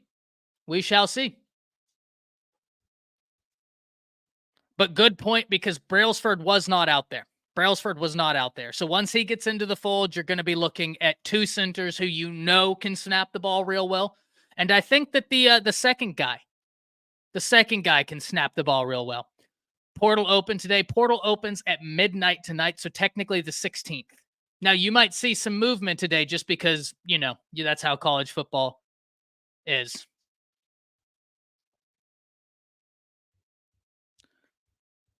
So we had some people talking about the kicking game. That left a little bit to be desired. But remember this, ladies and gentlemen, when Alabama was missing field goals, they were winning natties. Yeah? Remember that. Drewski said, Ty, who's out there? So offensive line is always a tough position to pull from in the transfer portal. Now, that being said, you can do it. You got to have a keen eye for talent, though. Luckily, I believe Coach Cap does. But you got to have a keen eye for talent in pulling from the offensive line. I'm not going to list names, Chance, right? I don't want to create any speculation because we have a lot of people who watch. Players watch. Right? Players watch. So I don't want to create any speculation. All this will settle itself out in a few days. So I'm not, it'll all come to be. But it's also not my place to, I react to news. I don't want to break news. Right? One, because I'm not like in the trenches getting that news. And Coach Smook, he can break news. Coach Smook can break news because he's forming those relationships. He's talking to the people. I react to news. I'm a fanalist.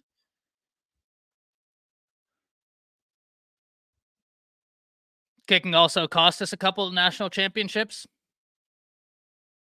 Yeah. Not as many as we won when we couldn't kick, though. Huh? And I'm also being facetious there, Lance. That's a joke. Obviously, we need a good kicking game.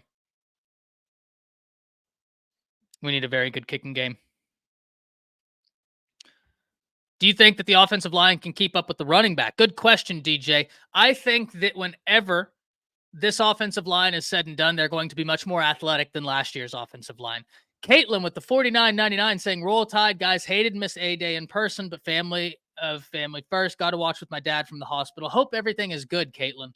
You'll certainly be in our prayers. Hopefully everything is good. Thank you for the donation. Thank you for being a part of the Undefeated. Thank you for being in the family, and thank you for your time. Ty, did that huge 6'8" tackle from SMU enter the portal in January or February ever sign with anybody? I don't know. Map. That's a good one. I also know that I think Houston has a few guys that might enter the portal. And excited to see what happens there. But I know that offensive line is always an interesting position in the transfer portal, right? Because you have to have a very keen eye for talent.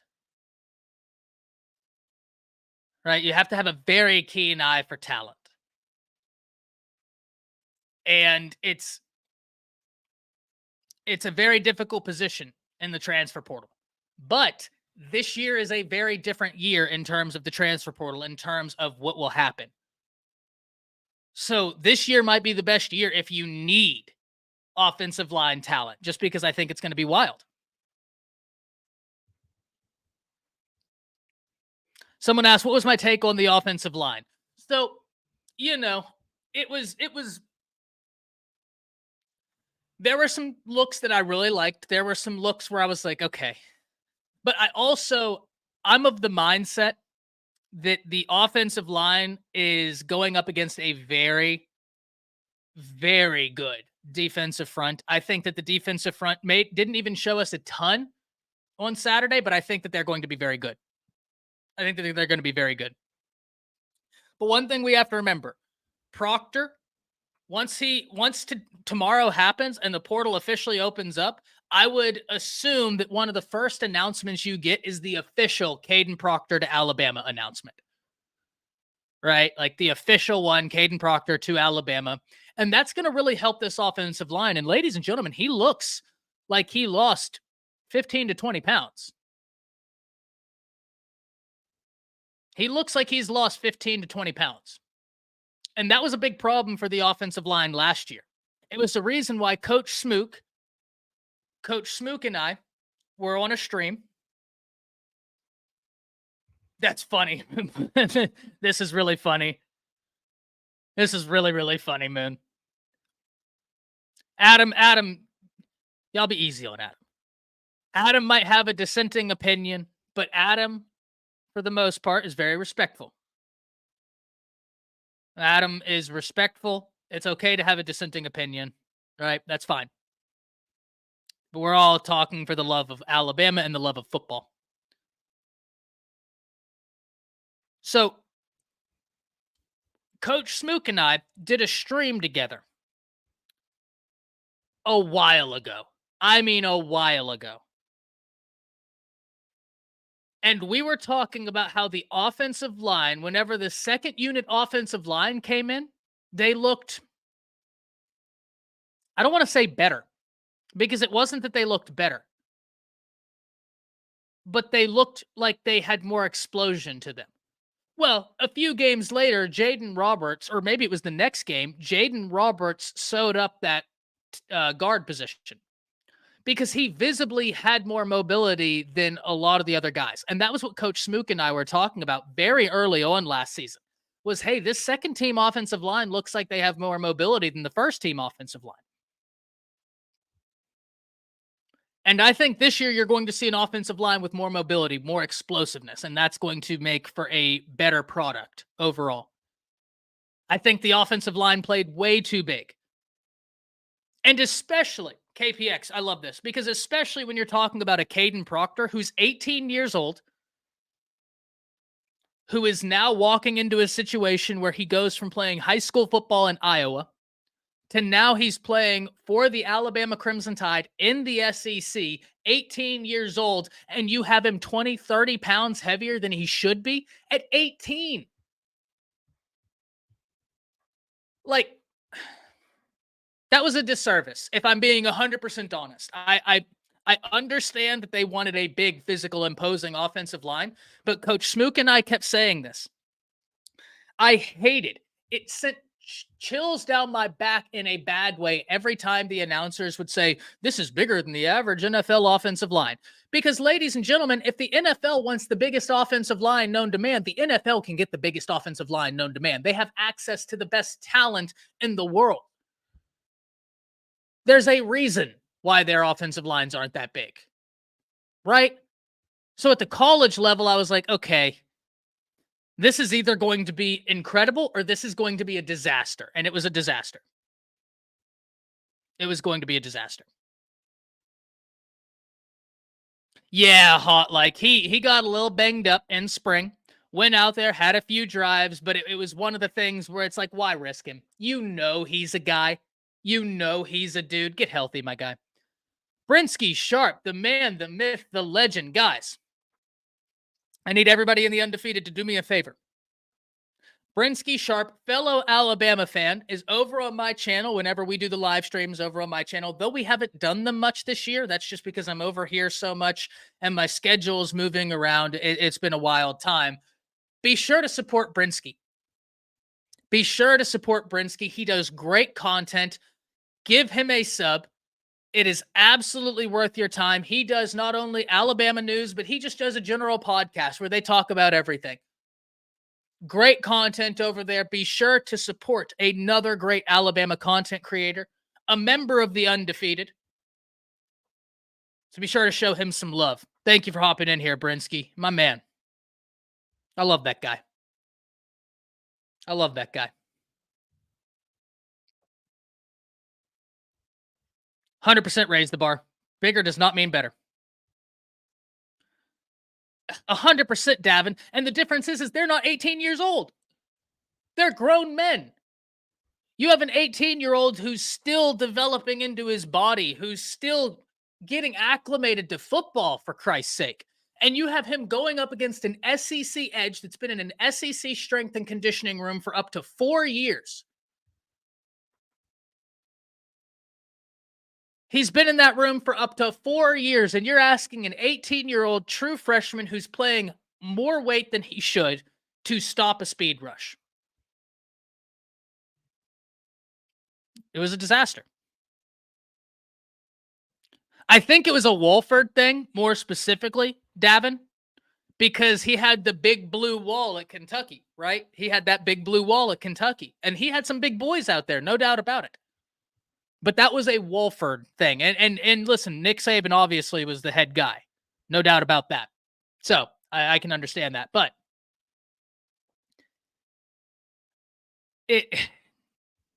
yeah. I just knew whenever I heard that, like, either this is going to be awesome and this is going to be like the most unique offensive line you've ever seen, or this is going to be a disaster. It was a disaster. 129th in the nation. Took Michigan to overtime with the offensive line that ranked 129th in the nation in sacks allowed. I get so angry every time we talk about this. I get so angry every time we talk about this. Because if the offensive line was even 60th or 70th in the nation in sacks allowed, I think Alabama may win the national championship. Hey, there it is right there, guys. Sharpshooters Podcast. That's Brinsky's podcast right there. Be sure to show love. Be sure to show support. Great Alabama fan. Great guy. Great content creator. And he's a part of the Undefeated family. And what do we do for the Undefeated family? We pick each other up. We set the standard. I didn't mean to do that, Adam. I feel bad. I feel bad about that. Was I out of bounds? Let me know. Was I out of bounds in that? Let me know. Yeah, I remember that they had to get Will Anderson out of the game because they couldn't progress. But what's crazy, they had to do the same thing at the All-American game. Whenever he played that All-American game, remember, he was a 4-star when he played that game. After that game, he went to the number 1 edge in the nation.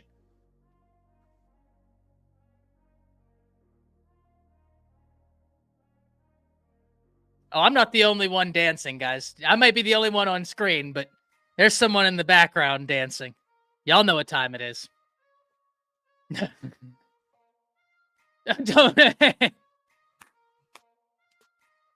This is a great comment. This is a fantastic comment. Don't go apologizing on us, J. Cole. Holy. That's the comment of the stream so far. My gosh. That's a 10. That's a 10. That's great. Oh, man. Okay. Thoughts on Milroe? I thought he looked more polished. Are you worried about the defense? I'm not worried about the defense, AJ. It's way too soon. Way too soon. Way too soon for the defense worries. We got to understand that, one, in terms of the defense, they switched from a match coverage to a different style of coverage. That's going to take time. And two, even at the linebacker level, you could still tell they were getting acclimated to it, right? You could still tell. So I'm not worried about the defense. In terms of Milroe may have been 3 for 9, but that's not the whole story. He had 3 drops. 3 drops.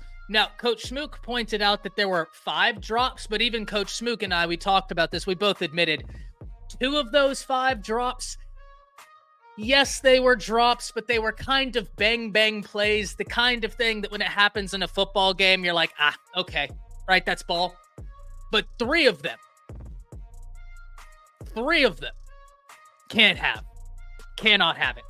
3 of them, he put the ball right where it needed to be and it was dropped. Can't have it.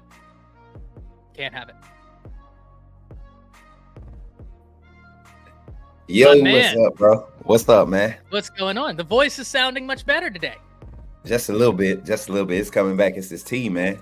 Shout out to KT. She put me on, said get the mint tea, put a little honey in it, and just did. They also, listen, the name is unfortunate, but get throat coat. I know. The name is unfortunate, but there's a tea called throat coat, and it's meant for people who talk a lot, teachers, and it's like mint, honey, chamomile. It's a blend. Oh, we got the donations coming in.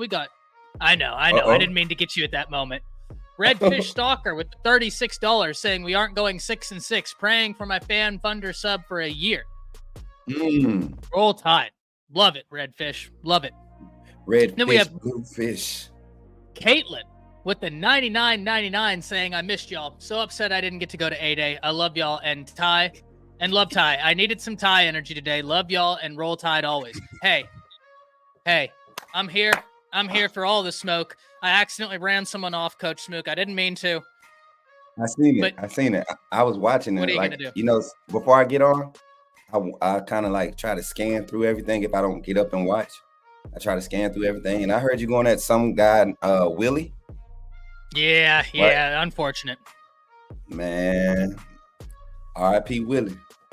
R.I.P. Willie. Listen, it's all love, Willie, but at the same time, he was saying how, this coaching staff, they haven't won any championships. And I was like, my brother in Christ, he inherited a 4-8 program at Washington. He was there for 2 years and he went to a national championship. Like, what more do you want? He's from the West Coast. I mean, and like, what does that have to do with winning? Like, at the end of the day, he beat a SEC team to get to the national championship. He beat Texas to get to the national championship. He's 2-0 against that team. So, you know what I'm saying? Like, he can coach. Dude can coach. Moonrocker, the throat coat, brother. The throat coat. Hey, we got people. No Diddy. No Diddy. Y'all are hell, man. Y'all on one this morning. And I was trying to come in civilized. Which I tried. But then Chaka got me with the don't go J. Cole on us. Now that nearly apologize. Sent me. That nearly sent me. Because I have been hey, listen, y'all, Coach Smook knows. I've been looking at this rap beef because I love rap. I love hip hop, right? Growing up with the family I had from New York, that was riding through New York City, listening to old school New York beats. So I'm grown up on it. I love what's happening in hip hop right now. Titans going at it. This is great for the industry. Coach, it's Overreaction Monday. Yeah. Talk to me. What we want to talk about? Because I still, man, I was looking at the scrimmage again, man. I'm a lot more impressed with the defense now. Now that I go back and watch it. Okay, talk to me. The amount of adjustments and the amount of comfortability that was played with, probably like that third drive on.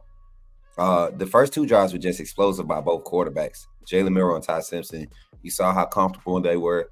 The O-line, the O-line actually a few more reps than, first look you don't see. The O-line was really doing a solid job in protection, but that defensive line rotation is going to be key in the success of this offense, because once that settled in, it kind of changed the whole tone of the scrimmage. And I think that's what this I think that's what our game plan and our identity is going to be as a team. A very high explosive offense that can control tempo, whether we need to speed it up or slow it down, and then big playability. But we are going to lean on the run game and giving the look that we can hit you with extension of the run game through screen, jet sweep, counter action on all plays. Just about like it's crazy how much counter action. Me and Coach Sean was talking about this.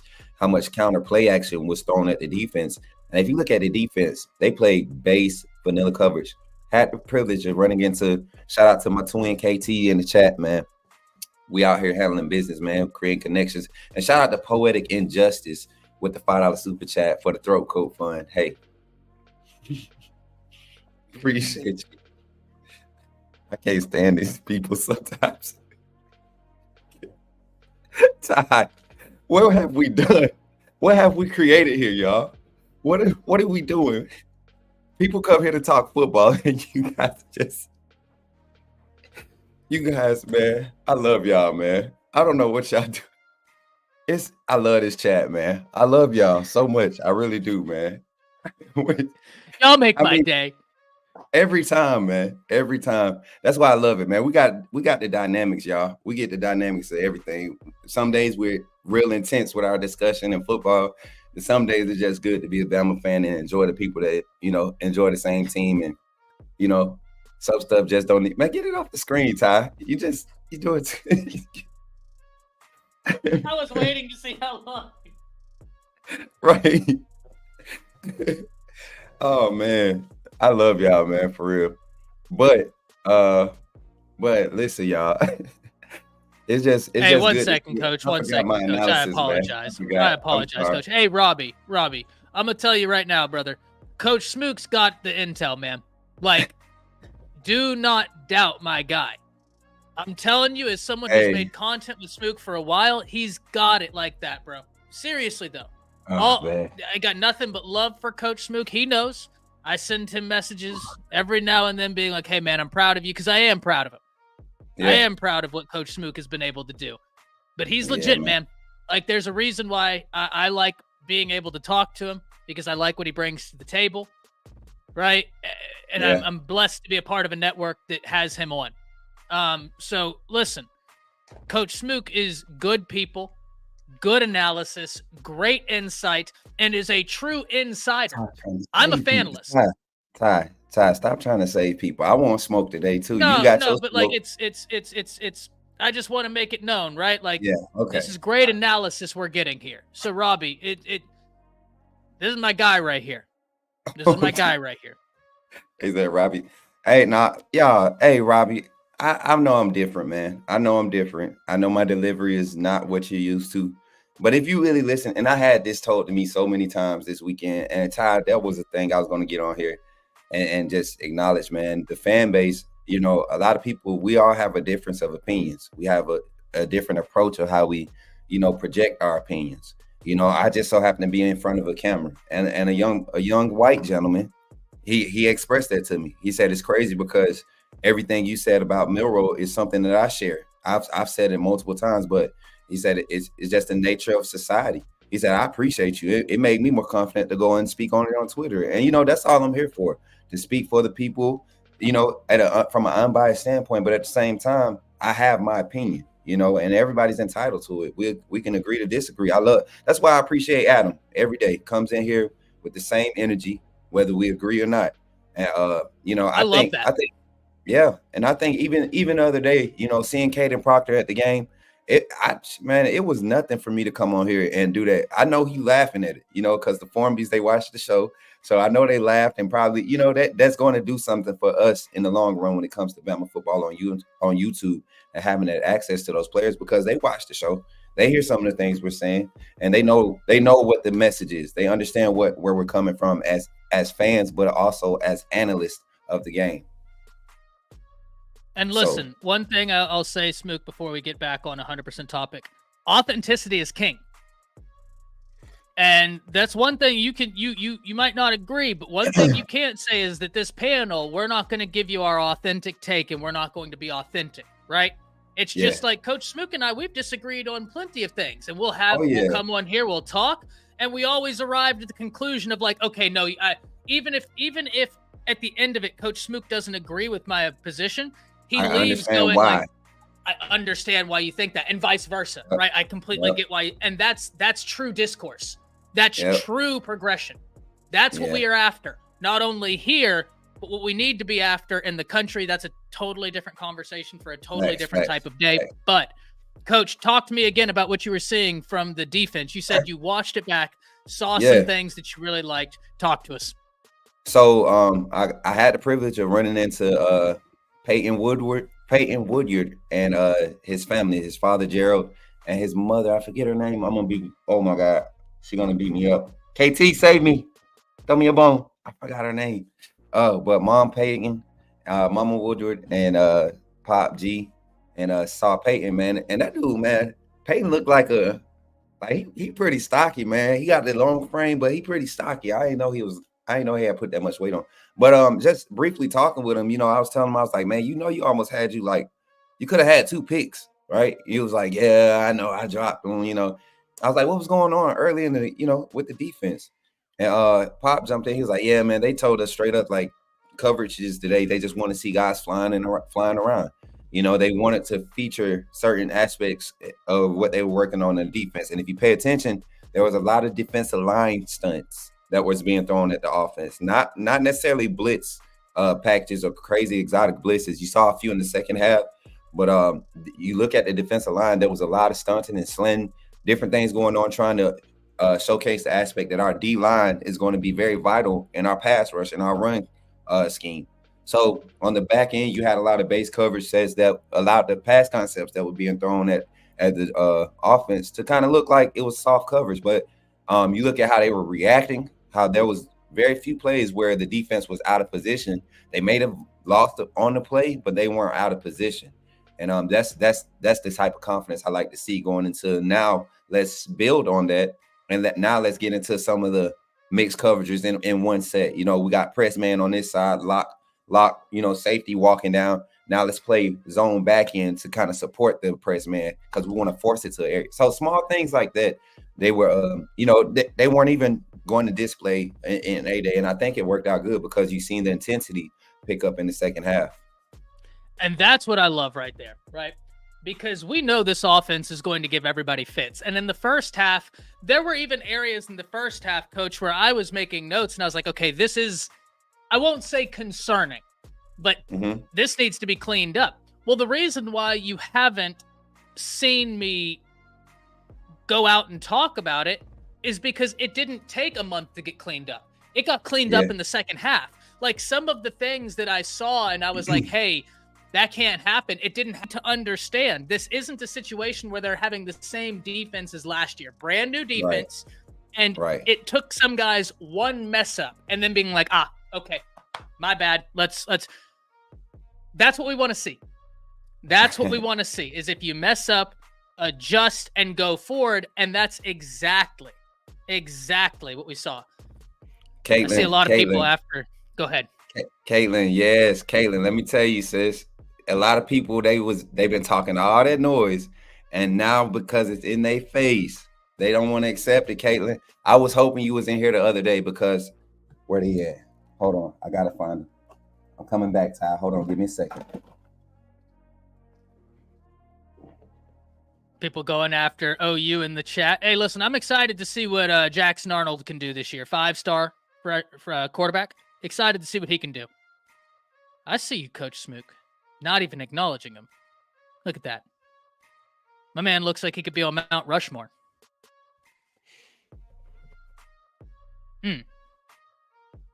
Talk to him, Coach. They just could not understand and believe that Jalen Milroe was actually reading the defense. And yeah, you know what? Basic coverages was being thrown up, but the O-line and the D-line was going at it. It was a couple times he needed to step up in the pocket and deliver the ball. That first pass to Jeremy Bernard, that's all I need to see. And then the next one when it was dropped by Jaden Hamilton for the first down, like the timing on that comeback route, the deep out. Oh my God! And then also the other the 50-50 ball to Jeremy Bernard, I think that's a chemistry thing because he could have led him into the end zone, but Malachi Moore was already bailing. He was already bailing, so he kind of saved the play by allowing Jeremy Bernard to go up for 50. Now, granted, I think Malachi Moore tries to lay a guy out, if that's another player, but you see how Bernard protected himself on the catch. The way he went up, attacked it, snatched, and really tried to curl his body up. Didn't try to land. He knew he was going to take a hit. And just technique, everything. It's the small details that I was paying attention to. So I just want to say Milroe definitely looked good with his comfortability. And then also Ty Simpson, man. He's that dude. There's no denying that. But my thing with him, it has never been the arm talent because, Ty, you remember I was on the final whistle, right? And they told me make my case for Ty Simpson. And I said, if Ty Simpson could get those feet settled, if Jalen Milroe struggles against Middle Tennessee State and Ty Simpson comes in, he's not going to lose the job. I feel like that's the same situation going into this season. Jalen's QB1. It's not even a case right now. He's QB1. But if he ever opens the door for opportunity for Ty Simpson, that job is not getting turned back over to Jalen Milroe. I am that confident in Ty Simpson. Now, the small things he needs to work on, he has small things he needs to work on too. But we have an opportunity like most universities don't. We have two starters in our quarterback room. Literally two quarterbacks that could carry any team in the SEC, any team in the country right now. I guarantee you, man. Let's just pray during the portal that we can keep Ty. Let's pray. Let's pray that we keep Ty. Let's pray that we keep Ty because that'd be huge in our success. But yeah, I just had to throw the shades on because folks was doubting my boy. You had to throw some shade. You had to throw some shade. I love it.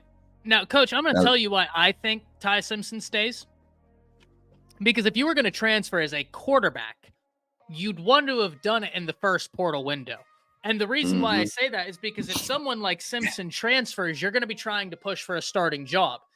It's going to be very difficult coming into a new situation, right? It's going to be very difficult going into that comment just threw me for a loop. I'm sorry. Yeah. I just read a comment. I'm an Oklahoma Sooner fan and Texas Longhorn fan too. Whoa. I have never heard that. That threw me for very, very seldom, guys. Do you know I read a comment that makes me that right there? That my brain short wired a little bit when I heard the music stop. That's the one with the music. I'm like, what? Oh, yeah. How can that happen? Listen, I grew up on the Red River, Shane. Like on the Red River. So I was right in between Oklahoma and Texas. I know what that rivalry looks like. It's part of the reason why I get so excited for it every year because I have an intimate knowledge of both fan bases. And my goodness, I never expected to see that one. Where was I? Ty Simpson transfer portal. Right. So the reason why I don't think he'll hit the portal is because a guy like Ty Simpson's going to want to push for starting ability. Right. And it's very difficult to get that starting spot in the fall camp. And the reason why I say that is because not only are you learning a new system, but now you have to learn a new system and have a quarterback competition with a guy that probably already knows the system. That's tough. That's why if you're going to transfer as a quarterback, you'd probably want to have done it in the first window or during the 30-day window. That way you get spring to not only battle, but really learn the system, learn what you're doing, and then battle in fall. I think Ty Simpson's here, man. I think so. I feel like he is too, man. And I watched your segment. I want to believe the last time we were on live when you was explaining that part of it. And my thing is with that too, you got to think, man. If you want to be, what in the world? If you want to be a first 1 year starter, first round draft pick, you want to be in a system that you kind of have control of. You want to go ahead and have that rapport build. You want to have coaches that have seen what you can do. I mean, he's in a situation to where Jalen Milroe is going to have to ball out this year. You know what I'm saying? He needs a big year if he wants to get into the draft and maintain, that early second round, first draft projection that he's picking up now. And if he wants to up that, he really needs to ball out. So if he doesn't, now you're the quarterback that replaced him. You know what I'm saying? Like that's a win-win for you. And if he does, now you're up next. It's a win-win. And I mean, career projection wise, it just looks good. And then you look at what you want to display to the next level. You know, that loyalty factor is something huge. Getting that first contract as a quarterback, and when you try to go into that competition, your second year, you know, sometimes you're not the rookie starter. Sometimes you get your opportunity that second year. Patrick Mahomes, you get what I'm saying? And look at how it paid off for him. Look at what's happening with him in Kansas City. So, I mean, there are so many examples. On top of that, Coach, what is a better offensive system to transfer into than what we have under DeBoer? Right? Like, if we're talking about the brilliant offensive minds out there, you have Kalen DeBoer, right? Who has, you know, a great quarterback situation right now. But, I mean, if you're Ty Simpson, you want to play with him. You have Steve Sarkisian, but he's got Quinn. So you're not taking that job this year. You know what I mean? Quinn knows the system. He knows what Sark wants. So I completely agree. I think Ty really, I've always been intrigued by Ty Simpson, but I really became a fan, and he won so much respect for me after the playoff loss. Whenever people were like, we think he might hit the portal, he came out and was like, no, I'm not going anywhere. I'm not going anywhere. I'm here. When he did that, I was like, young man, you have earned so much respect because you are a dude. You remember all the flack I was getting in that video I posted when he was throwing at the pro day? You remember all the flack I was getting it because people was like, you being weird talking. We had a whole conversation, and I was like, man, I see you locked in. You know what I'm saying? It was just small talk. He was over there talking with me and a few other media personnel. And I said, you putting on some weight, bro? He was like, yeah, man, we got to eat. You know, I said, I like the fact that you locked in. He said, hey, I'm committed. Like he said that to us, you know. And that's when I got the video. I was like, you know, the people, they want you. You know, the people want you. He was like, yeah, man. And I think he understands when his time comes, when his opportunity is there, he just needs to be ready because there's going to be an opportunity, whether it's this year or next year, whatever. I don't see him, you know, putting that in jeopardy. And Adam asked a question. He said, Coach Smook, are you confident that Ty is ahead of Dylan? I'm very confident that Ty is ahead of Dylan. If Dylan but if Dylan had came in the same year as Ty, it might be a different conversation. But, you know, I'm definitely confident. Ty is another starting quarterback. Like right now, there's no question he can go out there, you know, even with his gunslinger mentality, you know, his next play mentality is what out trumps that for me, you know, because he'll almost have one like that. It should have been an interception, you know, that late scramble pass when he tried to float over, but it was also a great play by Keon Sabb on that play. That was a crazy good play. I thought he had his first one, but and then it was an underthrow that Peyton Woodyard almost picked off on him. And was that Lonergan or was that Ty that threw the interception in the game? Somebody got that was it was either Lonergan or Mack that threw the interception to Drake Kirk. Okay. Which that wasn't it was a little bit behind. Yeah, but that was just Drake. okay. Maybe I'm being biased. Yeah. But because Dre was beat. Yes. Right? Like off that first move, he was beat. But that recovery, that made me actually sit back and go, whoa. I don't know if the chat remembers, but I pointed out, I was saying Dre looks like that speed that I said he would need to develop that ability to get into his stride and break, like create some recovery. That was the only thing I was worried about. And that play right there showed me something. Like that's probably something that he's focusing on because that was a crazy good recovery, and that wasn't a horrible pass. You get what I'm saying? It was not a terrible pass. So, and it kind of reminds you of like what Earl Little did last year in the spring game. You remember when he made just amazing play? That wasn't a bad pass by Ty Simpson. That was the right read. It was just another great athlete making a crazy good play. So that's what I saw in that whole play iteration. But I give all the quarterbacks their props. You know, Austin Mack didn't have the best, you know, to work with up front. No receivers, no first team guys. A lot of walk-ons, which is rightfully done to him. You know, he's the young guy. Put him through the fire now. Let him continue to grow through the muck, so that when it's his time to compete and prove his worth, you give him that. You give him that much more to work with. All the adversity he has to work through now, settling for and no slight to any walk-ons who are on the team and contributing to the success of what's happening. But you're going against guys that basically this is what he would have been practicing against his senior year in high school. You get what I'm saying? You got to give him that time to develop, and he's going to have opportunities himself. 100%. And one thing I've said, Coach, you've said it, Coach Sean has said it. Austin Mack had an offensive line, like you said, walk-ons, going up against guys that will be pushing for rotational play. So, you know, it was one of those things where it's like, yes, Austin Mack had some struggles, but there's the nuance behind, right, the reason why he struggled. And I think that's because, one,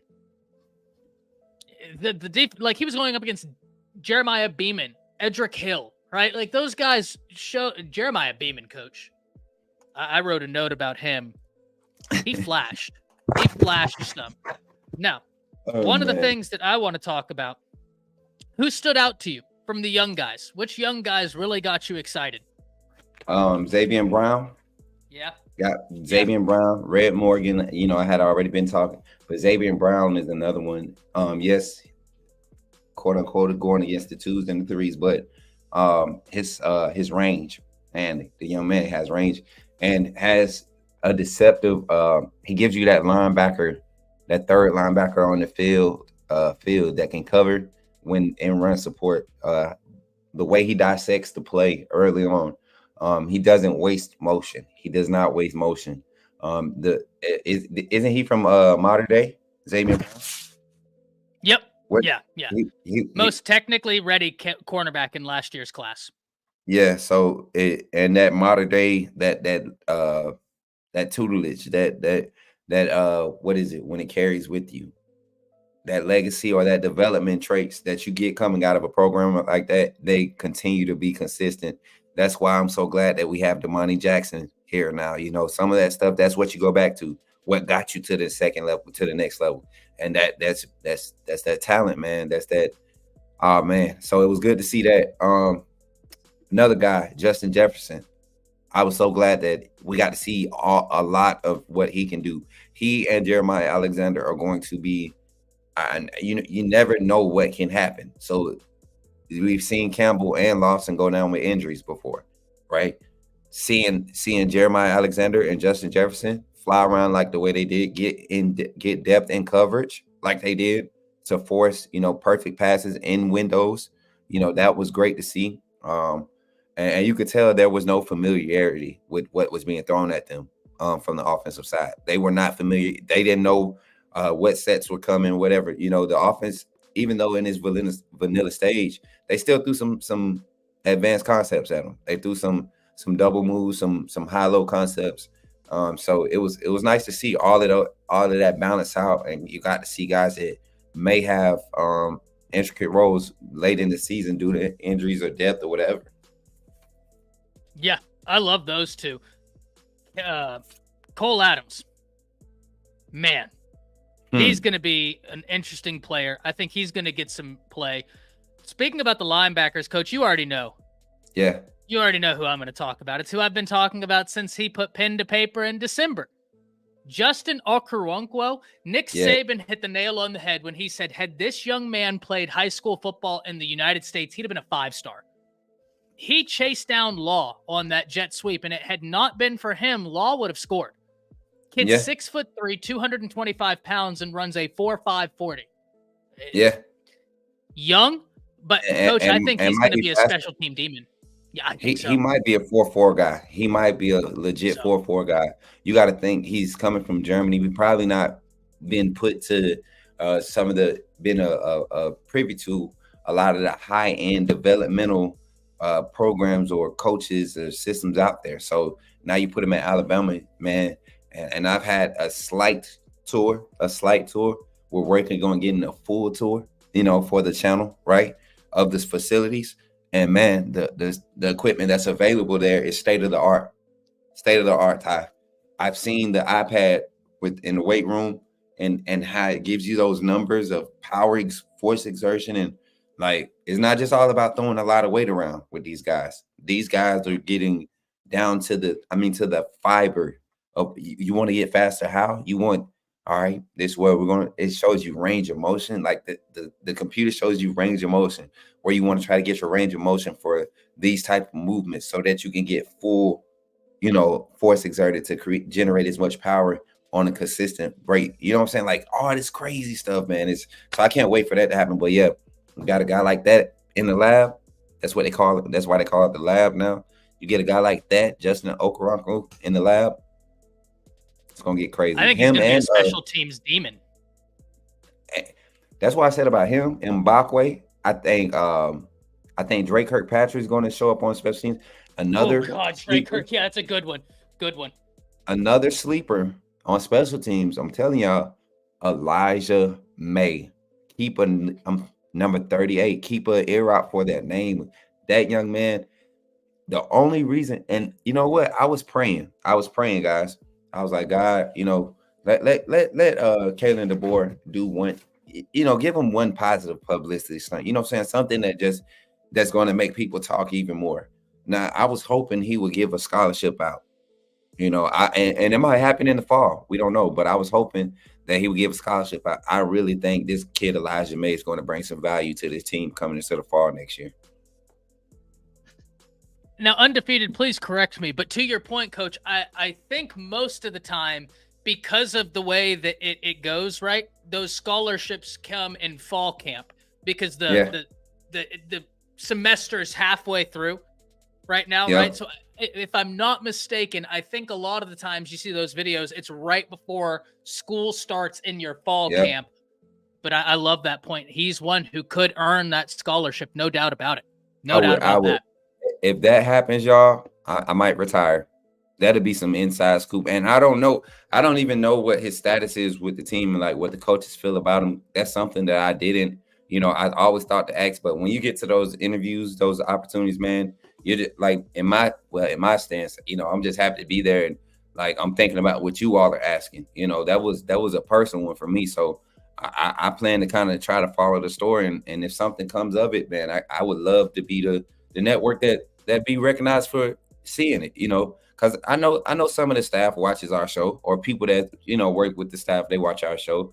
And Elijah May is one of those kids, man. I'm telling you, he is good, man. He could be playing just about anywhere in the country right now and be competing to be on the field. But he is Alabama through and through, and it's shown. He's been here for 3 years now, I want to believe.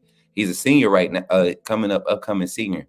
So and a very close friend of Kool-Aid McKinstry, So I think he's had some type of value. He's stuck around and been kept on his roster for a reason.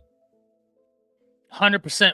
Can't wait to see your segment, Coach. I'm going to get out of your hair because I already know you've got a lot on the plate to unload from A-Day, from recruiting. From the whole 9 yards, and I'm excited to see it. Thank you as always for giving me the opportunity. Hold on, don't leave yet. I gotta find something. I can't find my mouse. I gotta put by all means. I'll hold it down. The graphic up. Hold on. I thought I had it up already. I was just so excited to start talking football with my bro, man. Cause A-Day was different, man. Anyway, the energy around it was just different, man. And I think a lot of people saw and appreciated what Kyle was talking about, just the Bama fan base coming together to kind of just show that we still had a team, we still had pride. And it was displayed heavily. I'm gonna go find this mouse real quick. I'll be right back. 100%, man. I'll hold it down. Well, ladies and gentlemen, you get to see my ugly mug for just a few more minutes. What happened, Poetic? What'd I do? What'd I do? Did I do something wrong?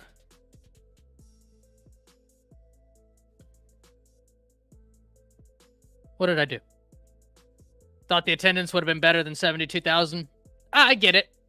I think the attendance was still good, though. I'm confused. I don't know what I did.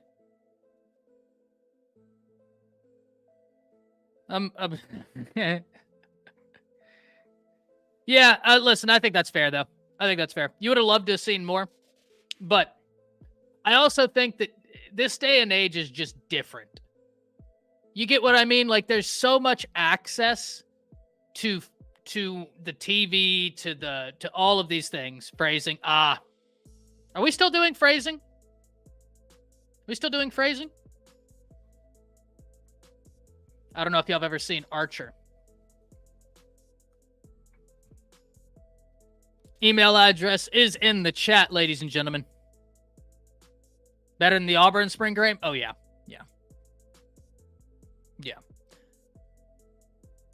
Thank you. Thank you, Caitlin. I do my best. Thank you, David. Thank you, Adam. Phrasing, I love that. Ronnie, my man. My man. Usually, ladies and gentlemen, Ronnie has really started to understand how to make me laugh. He and Moon Rocket and Jor. Where's Jor?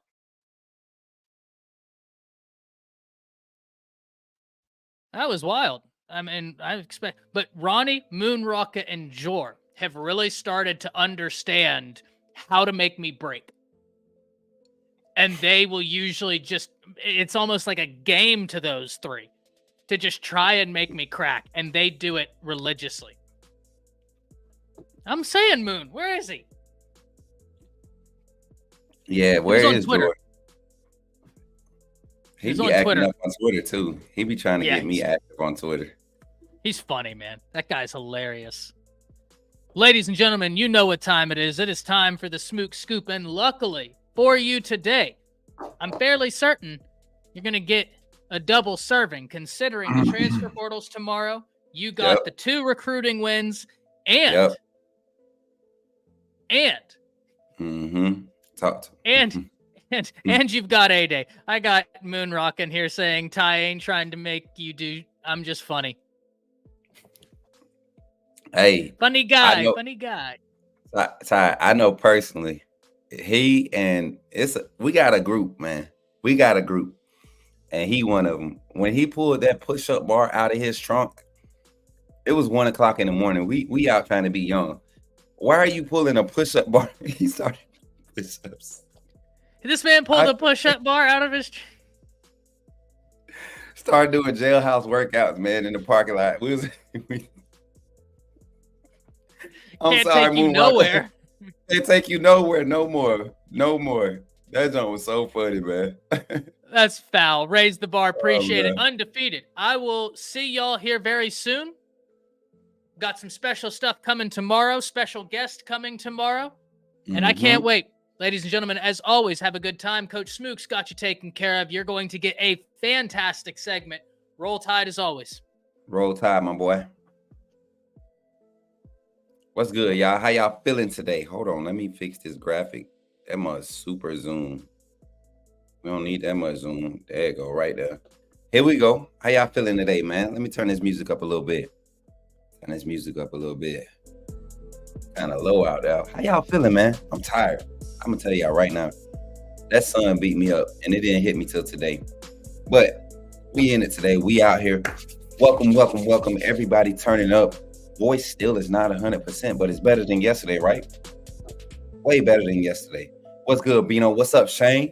Yeah. I know y'all tired. Look, everybody's still coming down off of that 8-day high, you know. That raise the bar. How you feeling? Nicole, what's good, baby? Batman, Coach Smook, I think Marcus Bradley and Takaria Davis would be great pickups from the portal. Saving that comment. I'm going to look at it. Just working and lurking. Travis, what's good, man? How you been?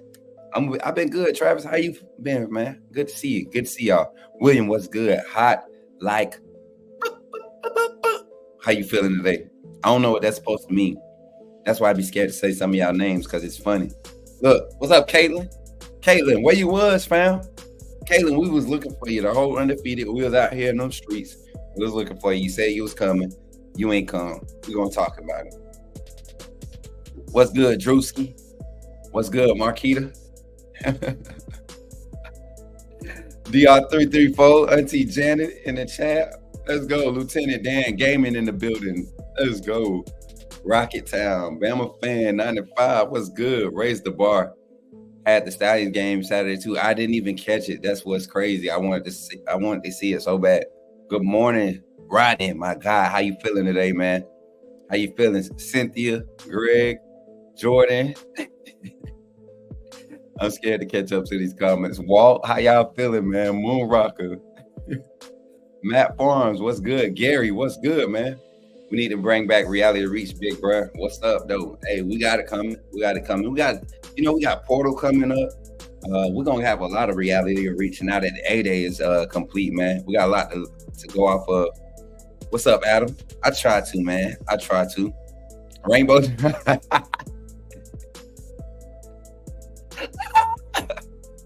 I'm done with the comments for like the next 10 minutes. I'm done. Hey, appreciate y'all. Appreciate you guys for showing up today. Let's get into some Bama football. But before we get into that, let's give some acknowledgement to our sponsors. We want to give a shout out to residents in Ocean City, Maryland, rogueshop.com, and also Demetrius Maynard of the Maynard Group. And for everything that you all do to support this channel, we appreciate you all. Thank you for being sponsors, and also to the Undefeated. Thank you all. Hey, check out this commercial. We'll be right back. Special thanks to our sponsor, Residents in Ocean City, Maryland. Guests can book at residencenoc.com. Use the promo code LPR for special Bama football pricing up to 20% off. Also, go to the rogueshop.com. Use the promo code Bama. You get legal CBD. For me, personally, I like the topical oil. You know how intense my workouts are, right? So I like the topical oil. I like to rub that on my back, whatever, after those cinder blocks. So go to their website, cruise down, look through their website, and definitely check out rogueshop.com. And like I said, I like the topical. Again, the promo code is Bama. Also, think about becoming a fan funder right here on Bama Football on YouTube. Become a part of the Undefeated as low as $2.99 a month. That's 10 cents a day. How do you do this? Make sure you're logged into your account. This is on a computer. You can also do this on your phone and look for the tab that says membership. Once you click membership, you can see different options. You can see an upgrade button right there to the right if you want to go through the different levels. We have fan funder videos from the staff right here at Bama Football on YouTube. Very easy to navigate. Let us know if you have questions inside the comment box when trying to upgrade or renew your fan funder membership right here on Bama Football on YouTube. And of course, if you want to rock that Undefeated gear, check out our merch store located at the bottom of the videos. We appreciate Patriot Life, Cynthia, Antoine, Caitlin, and to everybody else that supports us right here on Bama Football on YouTube. What's up, y'all? What's up? Let me send this message real quick.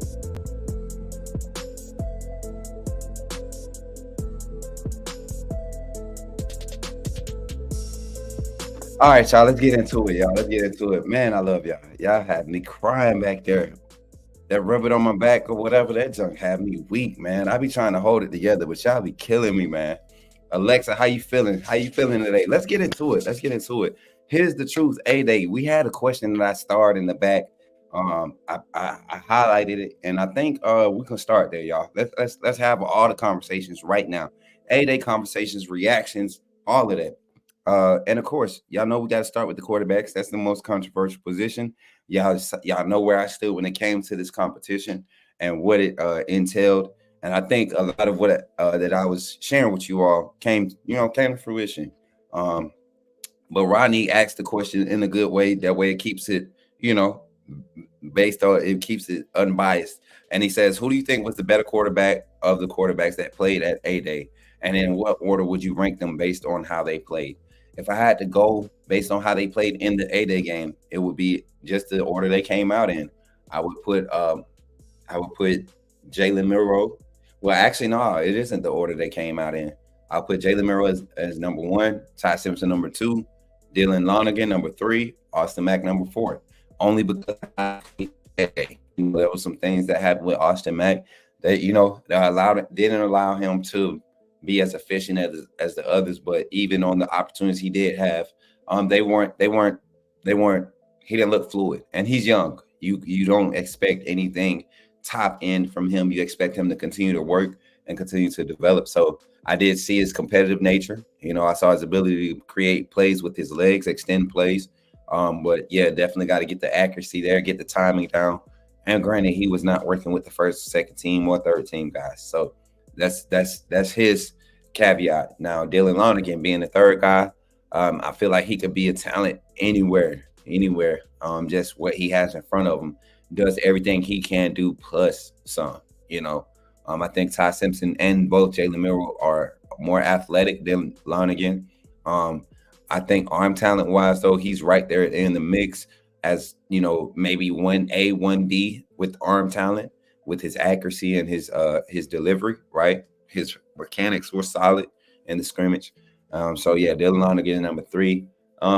Ty Simpson being number 2. Ty Simpson, there were a few passes where he could have just, took. So my only take with Ty Simpson, this is what I'm gonna say about Ty Simpson. It's really anything that can lose momentum. I feel like he doesn't understand those moments yet, and that plays a lot in being a winning quarterback, right? So he loses sight of what the moment is, right? The play where he almost threw the interception, that's 2nd and 7, and you roll out and you try to take that shot late, when you could just go pick up the 4 yards, pick up the 7 yards, or maybe even more, in the live game. So those are the small things I want to see from Todd. And also his timing. There was a few passes that he could have complete, but timing was an issue. It's like he's seeing it before it happens, and that's when he's delivering it instead of when it needs to happen. So those are small things that Ty can work on. And then Milroe. I've seen improvement. The reason why Milroe is still my number 1 guy, you take a guy that's been in the fire, that has the experience, you put him in this situation, and he doesn't do anything to lose the job. No turnovers. I want to say one bad pass where he had Kendrick Law streaking on the right side, and instead of giving him an opportunity up and on the outside, the ball drifted inside, and that was due to inconsistency with his mechanics. But that was the only throw where I saw that his mechanics were similar to what they were last year. But I saw the improvement in the mechanics. I saw his ability to look off coverages, the deep out. He threw it to Jaden Hamilton for the first down that was dropped by Jaden Hamilton. You can see him dropping back. He's looking down the center of the field, and he knows what he has. But to keep the safety at home, he needs to keep his eyes down the field. And the offense design, they had a post route coming in that direction too. So the safety is watching the post route and the quarterback's eyes. Boom. I know what I got on the outside. I know I got one-on-one. Boom. Turn my hips, open up, deliver the ball, gave the wide receiver opportunity. That's something that we didn't see on a consistent basis last year. And also the first big pass to Jeremy Bernard, the deep crosser, catching him in stride, over the shoulder. Receiver catches it in stride and is able to make a play to, turn a 16-yard pass to a 52-yard gain. So those are the few things that I saw. And yes, 3 of 9, but 3 drops, 2 questionables, 50-50s that could have been caught. I like what I saw to go into the season with him as a starter. Let me catch up with some of y'all comments. I know y'all running the comments up. But yeah, let me catch some of y'all comments on these on the quarterback situation. What are y'all bullying people? Don't bully the Oklahoma fan. Welcome them to the SEC, man. Marquis, let's hope we don't lose anyone. I think we may lose a few, you all. We may lose a few, but it definitely isn't like people that are intricate. Like there's some competition in some spaces, and guys that just didn't get the opportunities or didn't display what they need to display to stay to compete for a more consistent role as far as where you're projected on the depth chart or where you're sitting. So some of these guys, the juniors and seniors, they have second, third, first round, some first round talent that's not on the field right now just because not seizing the moment for opportunities. And you might find a better fit, whether it's for whatever your reason is, I think the guys who know that they're going to be a part of the initial going into fall, being a part of what the plan is going forward as far as establishing the identity, I think they're going to stay. You won't have any second guess guys with this staff. Smook, you and I are the main Milroe supporters. No, I'm not going to say I'm anti-Milroe doubt. I'm anti, I'm against the idea that Ty Simpson is better than Milroe. I'm against that idea. I think we got 4 great quarterbacks in the quarterback room right now. Milroe displays his difference, that what his specialty to me could fit any scheme. and give you that X factor. As long as Miro is in the room with Ty Simpson, I think Miro will be the guy. I believe it because the arm talent may not be as traditionally, as Ty Simpson, but he has an arm. He displayed it multiple times last year. So I think he just provides a different physical aspect that you want too, man. It's just an extra cheat code. Now, that's not to say Ty Simpson doesn't have some of those same abilities. It's just he doesn't have the cheat code. You can be a grandmaster, then you can have another grandmaster with a cheat code. You know what I'm saying? Like that's what Miro is. And I'm not saying he's the best quarterback in the country. I'm just saying what we have in the room right now for us. That's what I would go with. So yeah. I think Miro is a front runner for the Heisman. Oh, all right. What else? What else about A-Day? Enough about quarterbacks. What y'all think about the running backs? I want to say the running backs was definitely that was a good sight to see, right? The running backs, the way they were able to eat. I know we didn't get to see a lot of Justice. After I think the second or third drive, we didn't get to see a lot of him. I don't know if he was nicked up or not, or it was just a thing like, he had already been bothered with something, and they felt like he was showcased. I feel like Jam Miller was definitely the surprise of the day.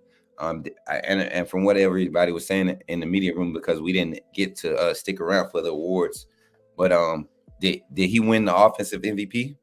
Did Jam Miller win the offensive MVP? Somebody said all five of the running backs. Yeah, the fifth guy, yeah, he did look pretty solid too. Running backs was fire, right? The running back room was definitely good. Yeah. Use Richard Young on goal line. I say use Richard Young in the red zone. I think Richard Young and Justice Haynes and Daniel Hill should have I feel like you should have two triangles of rotations, right? If I could take y'all on this philosophy thought with Coach Smook, right? So I'm thinking like this. This is how I'm thinking. I'm thinking you should have two triangles of rotation, right? Each point is a priority, right? I think Justice Haynes is your priority on both of these triangles. Open field game, right? On this side, I think you have Justice Haynes, primary, and then secondary, you have Jam Miller, right? Open field. That's your second guy that's going. And then in that triangle, also you have Richard Young, right? That's your rotation in the open field, right? And then your other triangle, right? Red zone, not necessarily goal line, but red zone, 20 and in, 25 and in, where you might be bringing on bigger sets, right? Now, still keep Justice Haynes as your primary, right? He's your tone setter. He's your lead back. Then Richard Young, right? That's your second guy. And then your third guy, give Daniel Hill, get a young guy, the big young bull, the freaking battering ram of a running back. Give him one or two of those in a game, like a in-game situation. What y'all think about that thought? Sound cool? Do it make sense? Those dudes were playing like their lives depended on. And that's what I want y'all to realize with the defense too, man. The defense was looking out for the offense, because it was a couple times it was like the running backs just was taking advantage of them boys not laying. I mean, a few of the defensive players, they was like, no, bump that. So Richard Young surprised me the way he was catching the ball. And that's what I was telling everybody the other day, Lynn. I don't know if you was in here when we got practice coverage, but I was surprised at how the quality of hands we got in the running back room. The running backs can catch, all of them can catch out the backfield. Even Daniel Hill, you'll be able to see it. You'll see it when next season kicks off, because we got quality, man. I love to see a old school wishbone one time with Hill, Oots at fullback, Jam and Justice at halfback. Yeah, up backs, a wing T. I would like to see a wing T. No Jam in the goal line? Nah, not on the goal line. I like Jam in open field, man. He's such a change of speed back, man. That goal line, I want Justice, Richard, and Daniel Hill for that triangle, that 20 and in rotation. But because with Richard Young, you get that I can get to the perimeter speed, right? You get that. but you also get the power with it that you want when it shuts down quick. Can I stick my foot in the ground and really run 3 or 4 guys over? And that's what Richard Young do. Richard Young run folks over. He'll jump over you, run you over. And then Daniel Hill, man, that boy strong, ain't he? Yeah, Daniel Hill strong. I think that was who's number? Let me see. I can't remember. I think it was number 12. Xavier Mincy. Yep. Xavier Mincy. When he came up to support the run in that goal line, and it ended up being a loss on the run because the defense swarmed, right? But Daniel Hill, when Zay Mincy came and met him in the backfield, Daniel Hill basically like just grabbed Zay and just like get off me, and kept on moving. Like it took like 4 guys to stack him up. Oh, Red Morgan is definitely ready. Let me take a sip of this tea, y'all. He's definitely ready, Blunt. I 100% agree. Peyton Woodyard is ready. You know what? I'm not concerned about the talent in the secondary. I think I've been saying this. I am not concerned about talent in the secondary. I'm concerned about the depth. But talent is not an issue there. I'm telling you guys. And I'm not even so much worried about the depth because of how flexible we got. Like 8 guys that can play any 3 of those primary secondary positions. Now, when it comes to Rover and Husky, I think we got like 5 or 6 guys out of that 9-man group or whatever, however many scholarship guys are there, that can play Rover and Husky. But how do you leverage that? Like, and then that also provides you the ability to go throw 5 DBs out there and have a general understanding, base knowledge understanding of each one of those positions in the secondary, right? And kind of match zone everything, fly to the ball, use your athleticism to, do what you do. Yeah, definitely, Travis, 100%. Red look like the honey badger. Hey, EJ, was you here for the game, bro?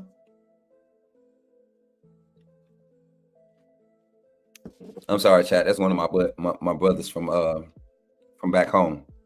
Smook, who you think will lose in the portal? William Chon. I don't like to talk about it. I like to react to it. I don't like to assume. I like to react to it. That's not even a field I want everybody to get me confused in.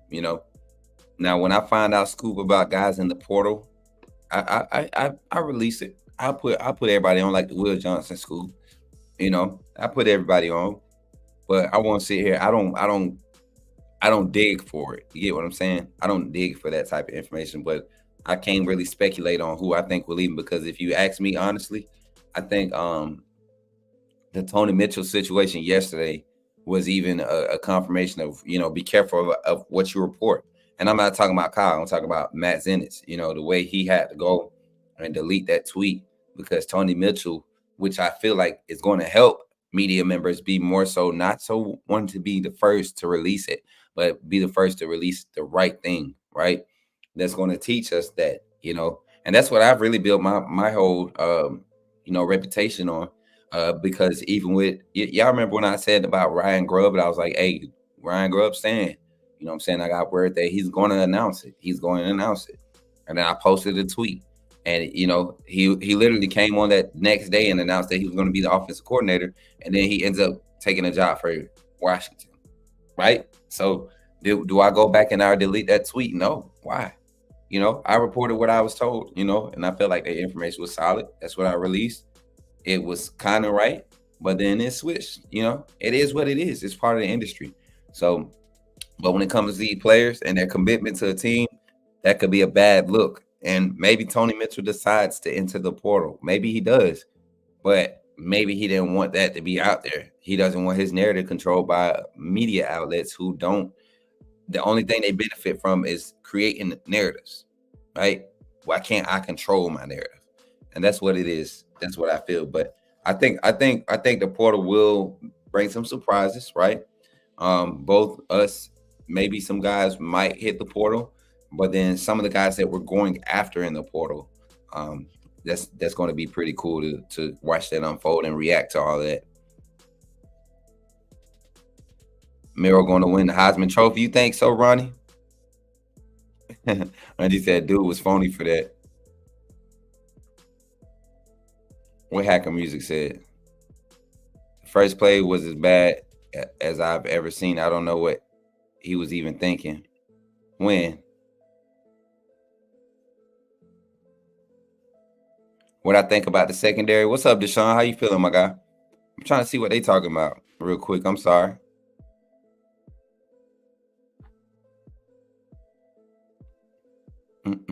What up, David? We have to grab some experience. Craziest thing in high school, there were 3. Okay, hold on. I'm trying to see what this conversation. It looked like it was getting good, but I don't see it. I don't see it. It looked like it was getting good. I wanted to see what was going on.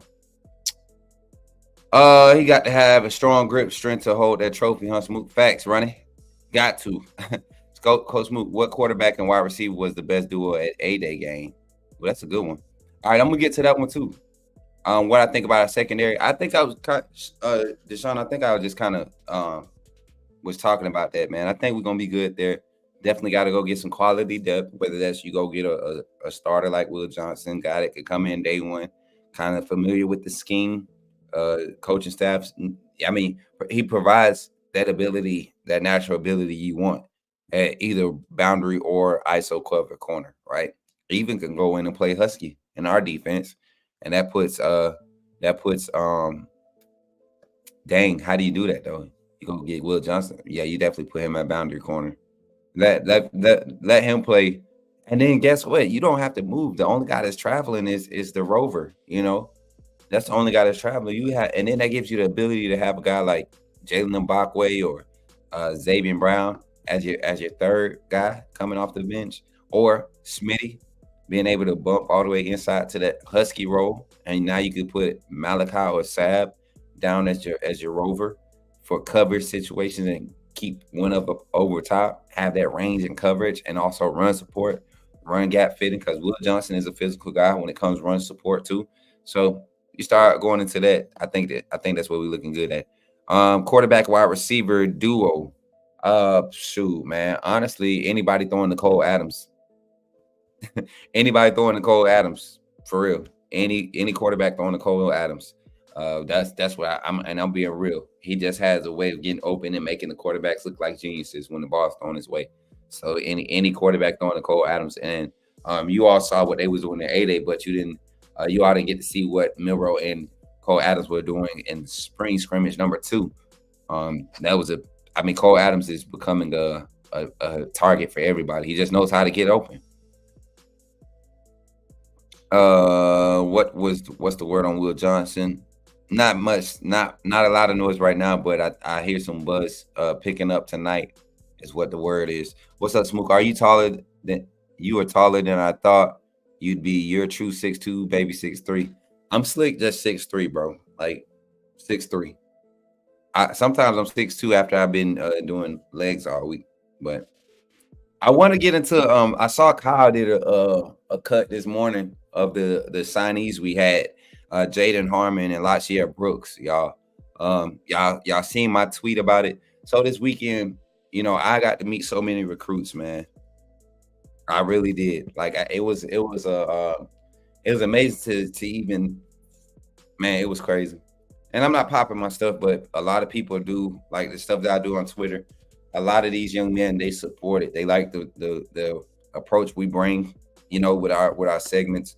So I appreciate all those recruits, man. I won't name them by name because a few of them will be joining us. If not tonight, Thursday night, we'll have a few 25 kids jumping on, looking at the, telling us about their visit this past weekend. And then also, watching their film. I got 2 of them up right now. We did a kind of like a reaction video with Kyle this morning, but I also want to provide my own with you all. I know you guys love to interact and, get our takes, and then we do our own little rating. So let's get into it. Let me see what he say. We got a $5 super chat here from my coach. KG21 says Smook, running back junior guard number 41, PWO, was getting a lot of reps with the twos, and he's a good pass block back. He gets help in that pass pro, and he is solid. He is not scared Relentless guy, relentless energy. That's what's up, man. A good point out. What's crazy is, and just so you don't think I'm playing around,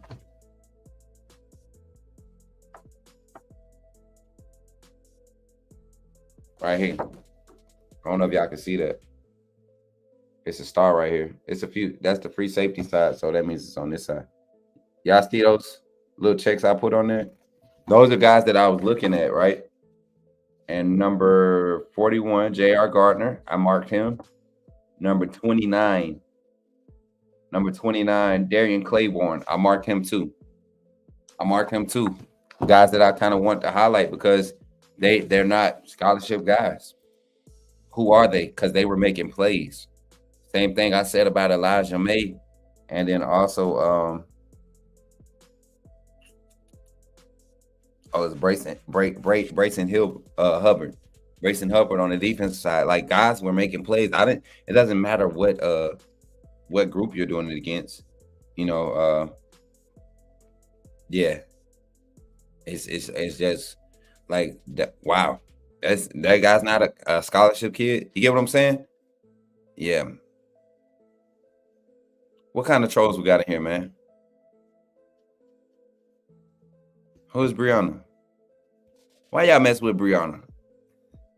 Brooks is a 4-star now. He moving. He moving kid. It's so fast. I didn't know him till you mentioned him. I told y'all, man. See, this is the thing. Brooks is one of those kids. He kind of like TK Norman for me. Soon as Alabama sees him, that's when the world is going to see him. And it's sad that it has to be like that. But yeah, Jaheim Otis and Tony Mitchell transfer. Get out of here, Darius. You funny. You know why this is stupid? Because they can't go to another SEC school, my guy. Darius, don't start today. Please don't start. Hey, I want to know who is the real person behind this Darius page. We're going to get into this. Who is the real person behind this Darius page? Is that Adam? Adam, did you create another page to troll us? Tell the truth. If I figured you out, I got you. It's my what's the famous spy? Indiana Jones. My Indiana Jones brain figured it out. Coach Smook, Brianna came in here talking about nothing but Oklahoma. Then she said she's a Texas fan too. Oh yeah, that's weird. That's yeah, we can't add it. See, what y'all do is stuff like that. You just kind of just like,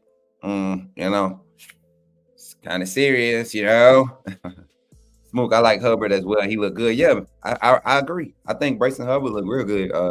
I'm telling y'all though, I'm excited about Peyton Woodyard. I'm excited about the kid. That dude, please, man, give these guys opportunities. I think rotational all is going to be our best friend on the defensive side, keeping fresh bodies on the field. That's man, I'm telling y'all. But look, let's dive into it a little bit. I kind of have my little thing going up here. New commits reaction, y'all. Let's jump into it.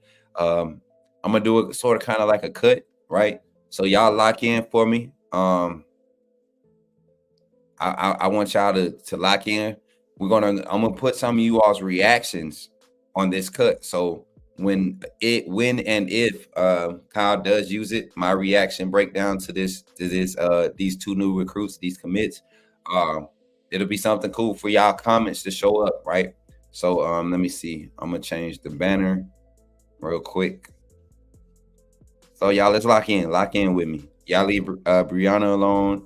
Y'all leave Darius alone. Let them be, what they gonna be. I'm not gonna say the W word. I think I could do. Oh yeah. Y'all think that'll look cool when we get into it? From there to this one, not that one. It'll be this one. All right, let me edit this real quick, y'all.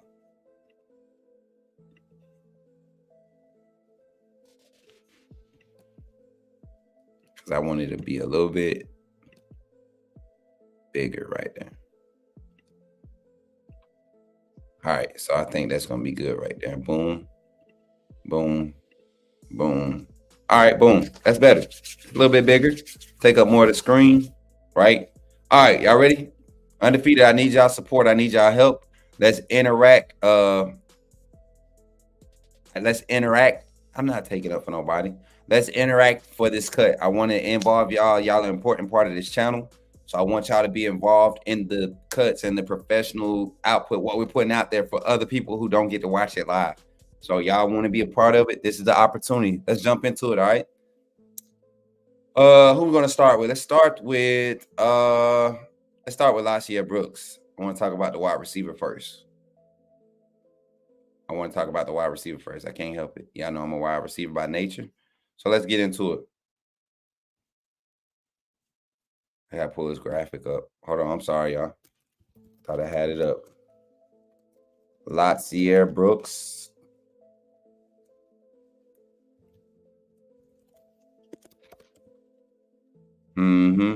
Hey, so is it true? And before, I don't want to say this before I get on. Did they update it to where he's now a 5-star? I mean, a 4-star. My fault. A 4-star. Somebody fact check for me, if y'all don't mind. If y'all really rocking with your boy.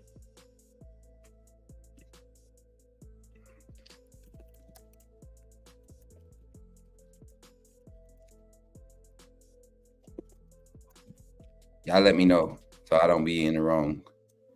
So y'all remember, does anybody remember me talking about Jaden Harmon a couple months ago? Well, nah, that was in February. So last month? Nah, that was 2 months ago now. It's April. Does anybody remember me talking about Jaden Harmon when we did the whole segment on him? If y'all don't remember, I think I could find it so I can show y'all. I like Jaden Harmon. I like Latier Brooks. All right, y'all ready? We're gonna do this cut here. Boom, open that up. We're gonna present this screen. We're gonna do Brooks first.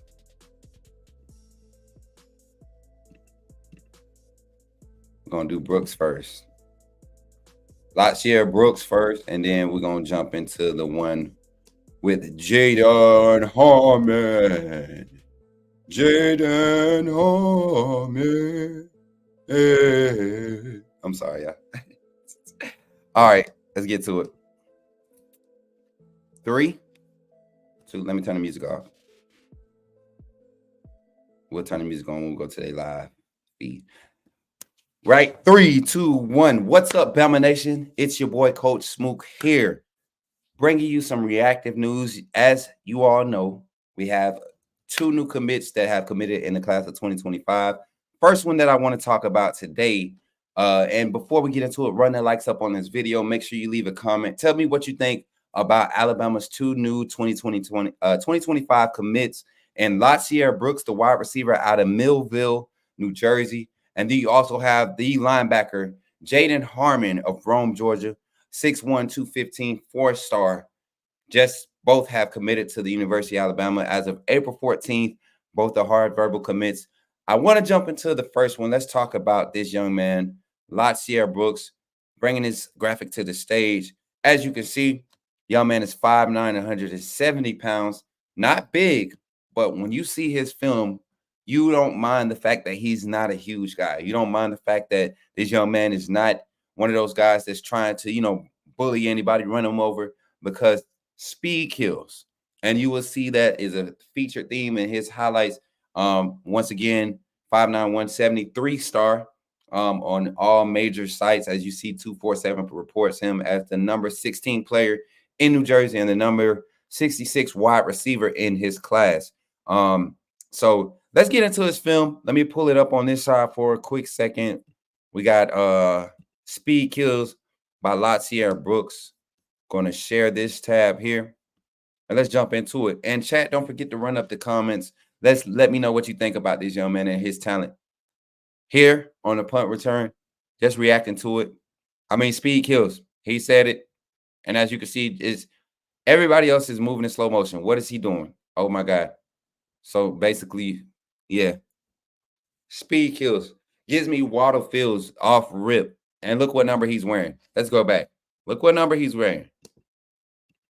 And y'all don't think the whole being a Bama fan for this generation is real? Like, a lot of people don't. Look at that number.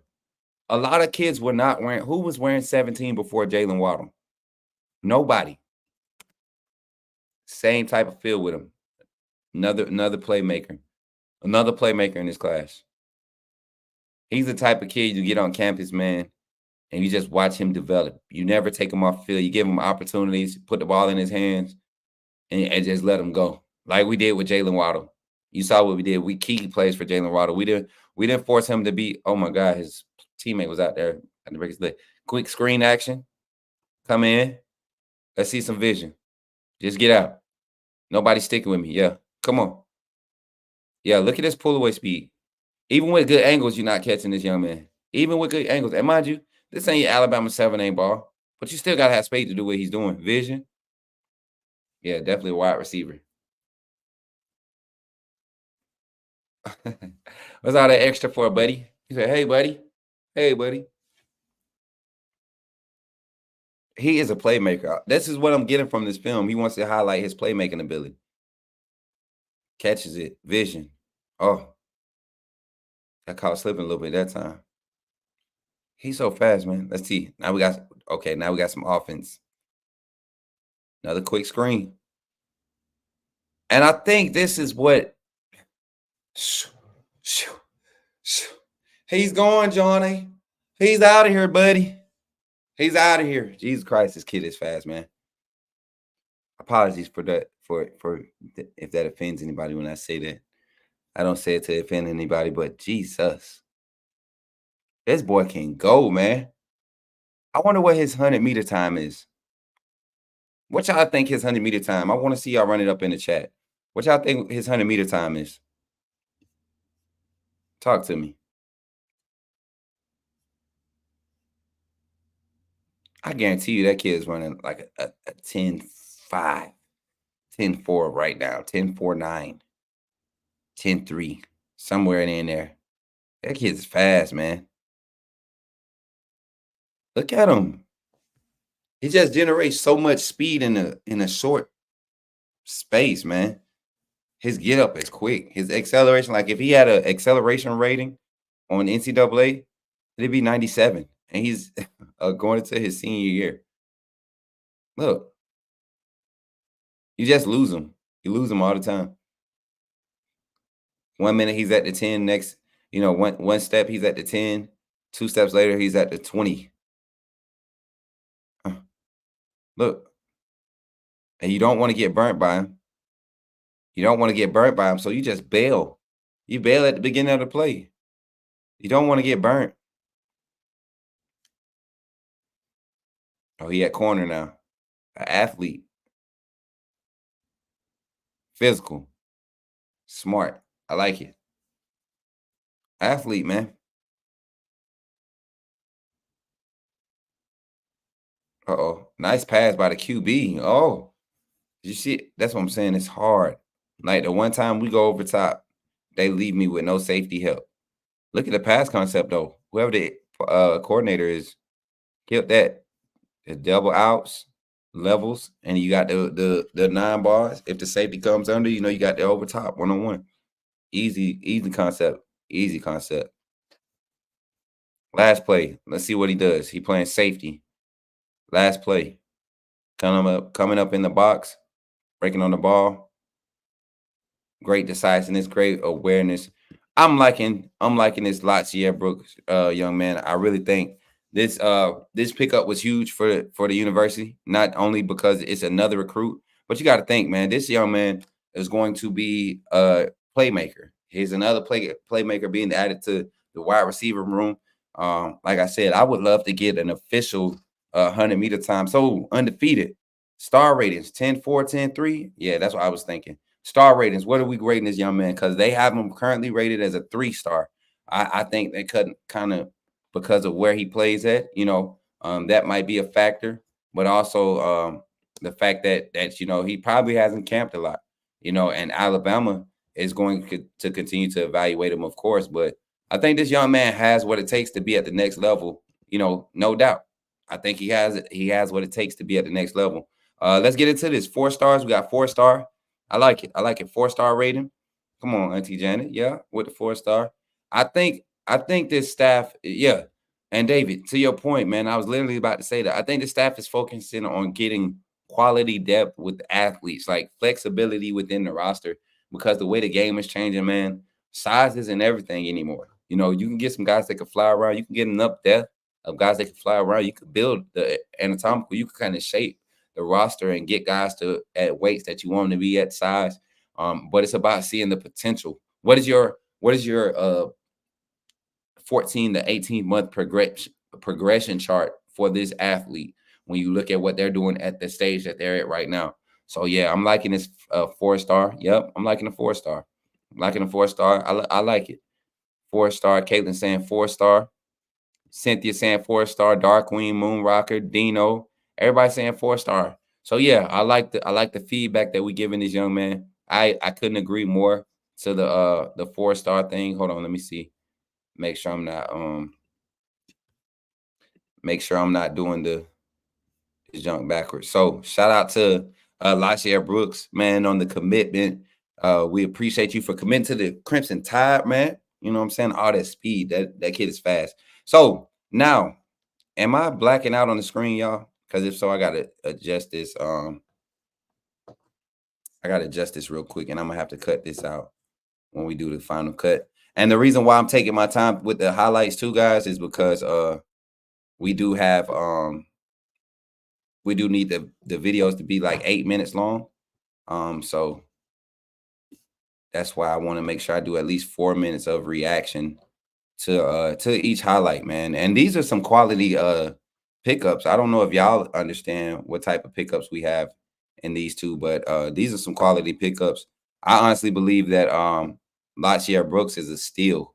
A lot of people kind of overlook this talent because of where he played at. But I believe you get a guy like this and start to develop him.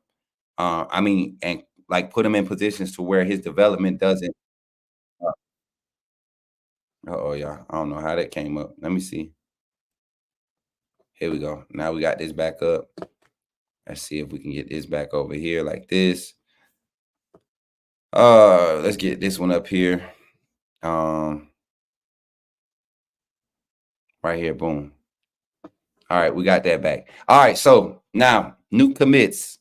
We already did Latier Brooks, unanimous 4-star amongst the undefeated. Appreciate your feedback on that. Next up is a young man that I believe possibly one of the when I look at other recruits in this class, guys that are athletic at this position, such as Daryl Duke Johnson, Abdullah Sanders, got other commits in this class, right? And even guys that are coming onto this campus in the fall, right?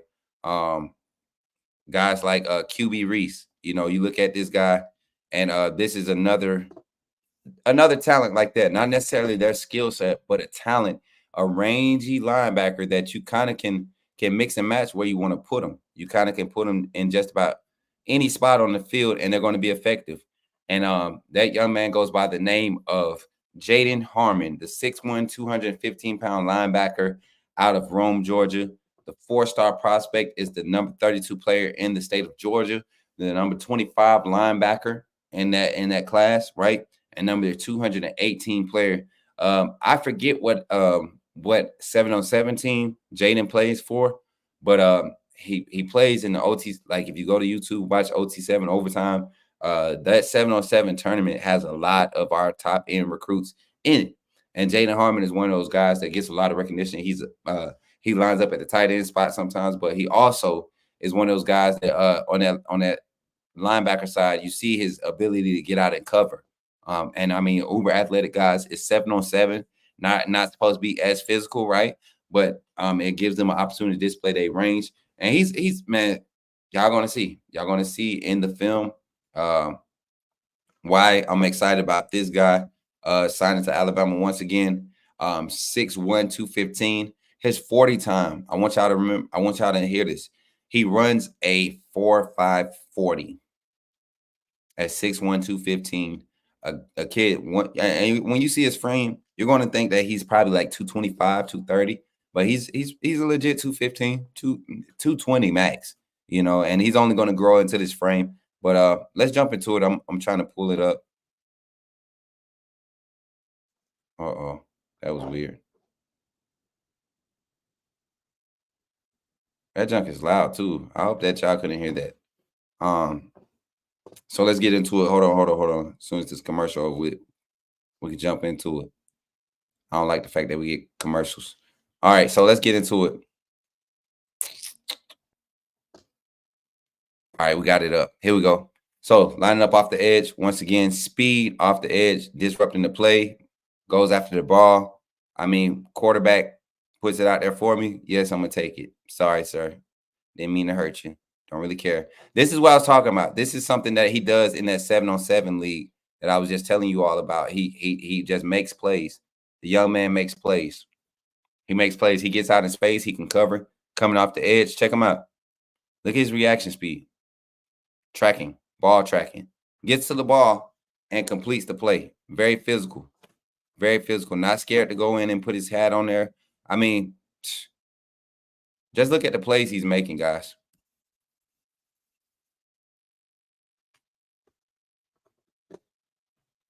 I like it. Coming off the edge again. Physical. Always showing presence, right? Always showing good presence. Dissecting the run game. Cutting off the run lane. Taking away his lane. Not second guessing his assignment, right? Just tenacity. Jaden Harmon is definitely one of the better linebackers. This is what I like to see because if you watch Duke Johnson play and you look at his style of play with Jaden Harmon, that's two guys in the class that can literally set the edge for you and be rangy guys that can get out and cover, right? They get out and cover in space. Same with Abdullah Sanders and Luke Metz. You could put them inside or outside and expect guys that can dissect the run game, but also can get out in space and cover. It's a few other recruits that have these skill sets, but these linebackers that we're picking up are definitely big name. They're solid, and they can get out of space and cover. Look at the speed. Harmon, he said 4.5. Game speed got to be like 4.48, 4.45. He's fast, man. He's fast. I know Latier Brooks. That he gonna be like. Who knows, man? Does he do speed training? He's got to be a 4.3 kid. Jaden Harmon gonna be another freak of nature speed like Dallas Turner. Out in space. Look at him. Out in space. Out in space. Look how he changed his angle up on that pursuit. I can't rewind it for some reason. On special teams, getting down, getting active. Not shying away from the cover. I mean the contact. You see that? How he jumped the play? Didn't leave his pass. Ooh. Look at his motor. Look, get to the ball. Get to the ball. Oh, physicality, man. That's the type of stuff you want to see coming off the edge. Just go in there. It ain't always about you making a play. Sometimes you got to go blow it up to create the play. Look at him dissecting film study. That's film study there. That's film study there. He didn't even look back at the quarterback. He went straight to the wide receiver to play through the ball. Relentless pursuit. Relentless pursuit. This is exactly what probably got Kane Womack excited about getting this kid on campus because you want a guy like this on the swarm. You talking about swarm D mentality in space. Look at how he sees the play, doesn't even look for the ball, sees the play and drives to the wide receiver. The ball has to get there to him. And even if oh, that was a nice catch on the sideline. That was a nice catch on the sideline. And even if the quarterback doesn't throw the ball to that receiver, the fact that you see the route developing, boom, you sprint to it. You know what the next move could be. Guess what? It might be out and up. So guess what? I need to get it on his inside hip and ride it before it gets outside of that 5-yard cushion where you could jam and kind of be a little bit more physical.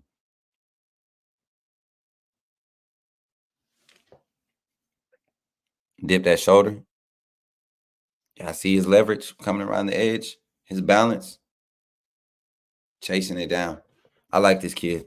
We about to jump on this one. Hold on, we about to jump. We about to jump right here to it. About to jump right here to it because this kid is cold-blooded. Jaden Harmon, y'all.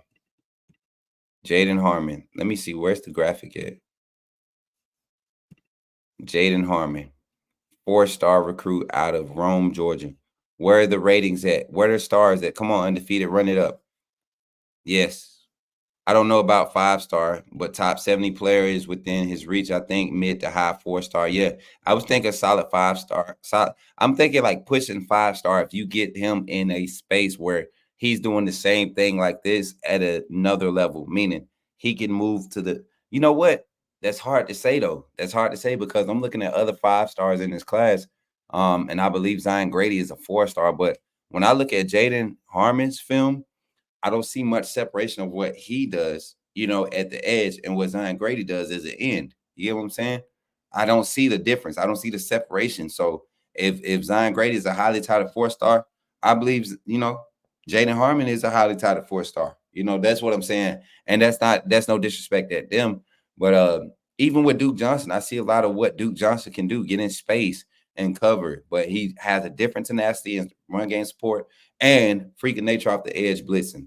Jaden Harmon gives you those same feels, man. I mean, just me. So like 4.5, 5-star. I'm rocking with it. And it's not about stars for these guys. It's about how they can continue to develop because you look at the ceiling on a lot of these guys, and they can really go. They can really go. They can be the next greats. We have like 5 or 6 linebackers on this roster right now that can really be, my head. They can really be the next greats, y'all. They really can. High 4-star, like smart players, yes. And you could tell by that one play that the way he diagnosed the run, the screen pass, you could tell that he's a film guy because he didn't even look back at the quarterback. He saw the play developing on that end, and because that was his assignment, he didn't second guess. He didn't have to wait for the ball to be in the air. He sprinted to it. That's film study. That's discipline. You think he better than Grady, Shane? I wouldn't say better. I just think he provides another top end, you know what I'm saying? Another top end that Grady might not have or might have not developed by now. I would not be opposed to that, Hamilton. Appreciate you for your comment. I would not be opposed to sliding Jaden Harmon inside to the inside linebacker position. I said the same thing with Duke Johnson. Luke Metz is a guy that I know is going to get here and be an inside linebacker. QB Reese is going to be a young guy. Sterling Dixon is currently on campus, and him and Justin Okoronkwo, Justin O, they both are going to be probably next up behind, Justin Jefferson. Well, Justin Jefferson will be gone next year. So will Campbell. So will Lawson. So Jeremiah Alexander, Sterling Dixon, QB Reese, J O, like all that group of guys, bringing in Luke Metz. This is going to be a solid group. It's going to be a solid group.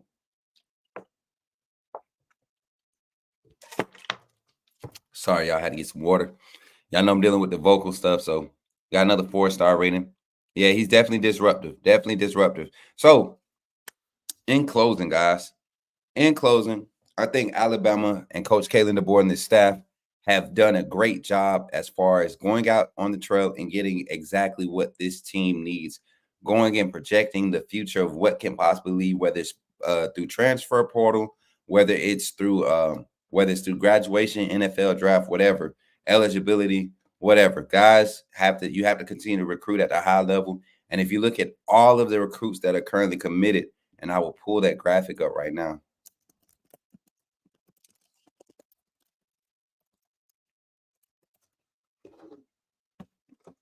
I'll pull that graphic up right now because it should now be updated. That these commits push us up to the number what class?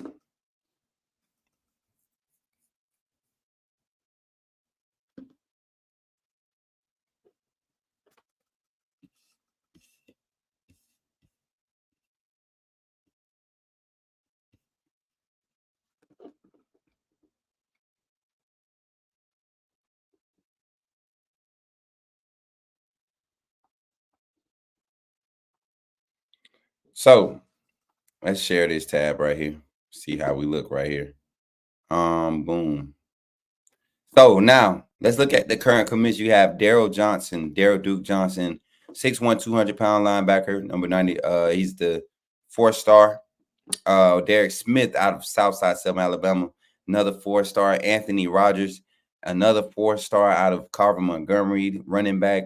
Antonio Coleman, defensive lineman, 6'2", 285, 4-star. Miles Johnson, another 4-star. Jaden Harmon, who just committed, another 4-star. Zymeer Smith, 3-star athlete / wide receiver or DB. Don't know where you're going to play this talent. Abdul Sanders, another modern day product. Another 3-star. Some have him as a 4-star, right? Latier Brooks, 3-star by all platforms currently, but definitely see that 4-star coming. And then you got Luke Metz, who is a 3-star on some platforms, but he has a 4-star rating from Rivals, which used to be a very well respected recruiting database, but a lot of people don't use their stuff. Don't know why. But yeah, you got some quality guys. And yes, we do see a lot of linebackers in this class. You look at this defense, you saw it this past spring game, how important the linebacker play is and how important it is to have athletes at that position. So I think we're doing a great job by picking up Jaden Harmon. And you can never have enough speed on the team, especially when you're talking about playmakers on the offensive side of the ball and Latier Brooks. So with that being said, that being done, I'm Coach Smook. That's my reaction to the new commitments that we have just gained at the University of Alabama. Coach Kalen DeBoer is cooking, and I think that we are just setting the precedence that Alabama has not gone anywhere, but we're actually taking the game to another level. So with that being said, appreciate you. Run the likes up on this video, and don't forget, when you want news, reactions, big breaks, inside scoop about Alabama football, think of Bama football on YouTube with Kyle Henderson and the gang, myself, Coach Smook, Coach Sean, Coach Jance, Around the Table Sports, Ty, Jake Merrill, and the whole team, the Undefeated. We appreciate you, and I'm out. Good cut. Good cut. I'm going to edit that. Appreciate y'all, man. Appreciate everybody, for real. I really do. Let me turn this music back on for y'all. Appreciate you all. Really do. It's going to be a good one. Appreciate everybody for tuning in and doing what you all do, man. Those reactions, the comments and everything, I'll be able to go through and actually screenshot a lot of what you all were saying, and I'm going to try to put it in the edit and have that done by the end of the day. I know Kyle put one out, and I'll see if he wants to put ours out too. I appreciate y'all, for real, man. I appreciate y'all. I like that. The fact that you all were interacting, that makes it better. Makes people want to come to the channel and do it, because some people really can evaluate, and sometimes it'll produce talking points and things that we can expound on, right? And actually include in the video. Imagine that your discussion, disagreement with Coach Smook being featured as the video of the day. I think that's pretty cool, because that means you all are paying attention and you all are contributing to how this content is being developed on this channel. So I really do appreciate you all. And yeah, let me get to some of your comments now, because we can definitely jump into our Undefeated chat talk segment, talk about who's heating up, with this Alabama roster, what's heating up in portal, right, or recruiting, whatever. I think we focus more on what happened after A-Day. I think we can get to that side of the conversation. It'll be a good way to end today's segment. Appreciate y'all. Yeah, run up the emotes, man. Run up the emotes. Jake Merrill's still around. Yeah, he's still part of the team. He's transitioning right now, so yeah, he's still part of the team though. Unless something was announced that I don't know about. As far as I know, he's still part of the team. He just has work. They got jobs for real. I just talked to y'all all day. Y'all make me feel good about myself. Pause. It was like On 3 and ESPN have Brooks as a 4-star. I like that. I like that for him. I think our biggest competition next season is Georgia. I think our biggest, our hardest game is going to be against Tennessee at Neyland Stadium. And Coach Sean don't want to hear that.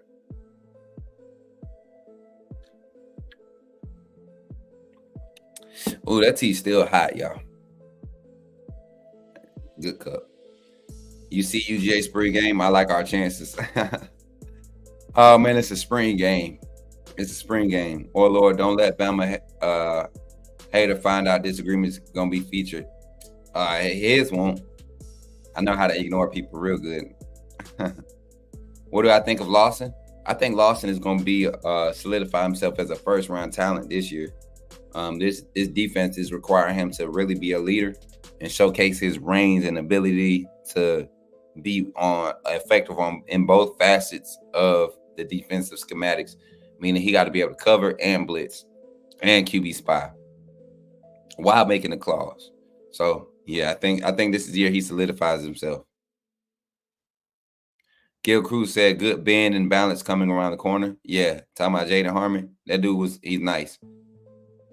We were better. We were the better team last season, and I really think we will be improved this season. I do too. I really think, and that's a game I haven't really been saying. That's for me, that's not an important game. I don't think that's going to be one of the harder games. I think overall, though, that is a game that you sit there and you mark it on the calendar and say, we get to see how we measure up against some of the best. And I feel like we're going to measure up very well. I really do. I really feel like we're going to be able to dominate Georgia. I think the score, we will win by 17 plus.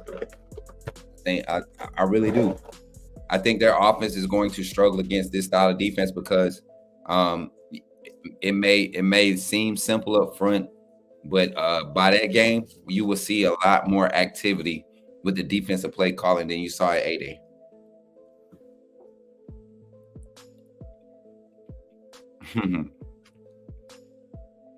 You want to see progression from Miro and his ability to take what the defense gives him and not force things. Did you not see that in the 8A game?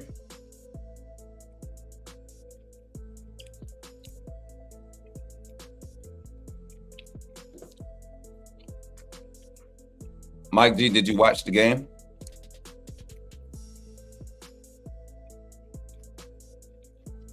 Did you watch the 8A game, Mike G?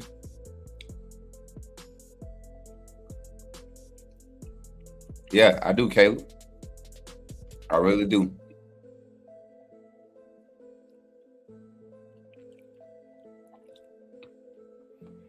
I'm gonna look into it, Ruben. I'm gonna look into it.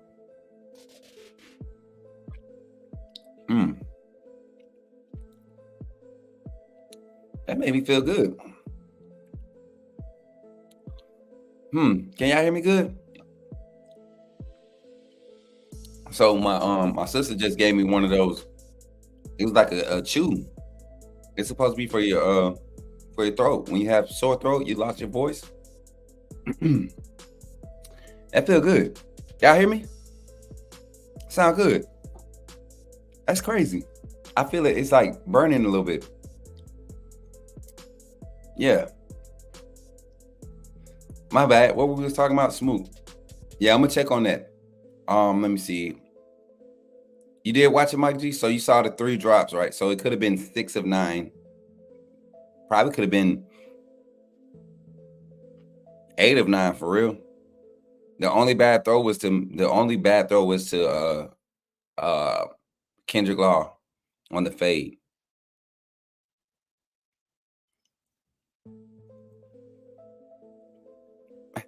His stats didn't suck. He still had over 100 yards on 3 passes. I saw Miro go through progressions, throw the ball away, and his mechanics seem more natural. Long summer to keep getting better. Facts. That's why I said Frank White. We are going to be so ready between Saban's knowledge and running this new scheme. You know what? The defense side is going to be, I think the struggle with those guys is the veterans. I would see the veterans at the second level are struggling with not having to do as much, but also still understanding that a lot of those schematics can carry over.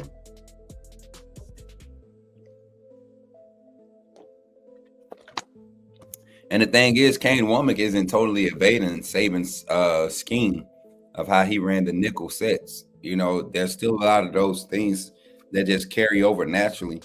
And I'm pretty sure he's worked with Coach Saban and Freddie Roach to kind of try to find a happy medium for that terminology and those things to be transferred through the team, through the locker room. How were the center snaps? James Brockemeyer had one bad snap, and I think it was the second snap of the scrimmage. But after that, he looked good. But you had Joseph Ionoda, who just started practicing at center because of Parker Brailsford's availability was not available. He had a few kind of botched snaps, but at the same time, you got to think he had only a week of practicing that, and now you go put him in live game action. It's going to take time, but it wasn't as bad as last year, put it like that. And then I don't remember seeing Rock Montgomery take any snaps at center. I would love to. I don't know. Did y'all see it? I don't remember seeing 55 at center for the spring game. Things people say in the chat, man. I swear, what they say now, Moon Rocker.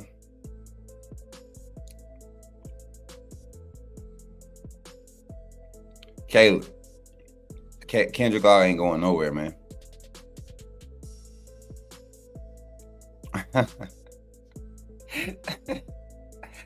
Has an Android. He got iPhone too. He got both of them.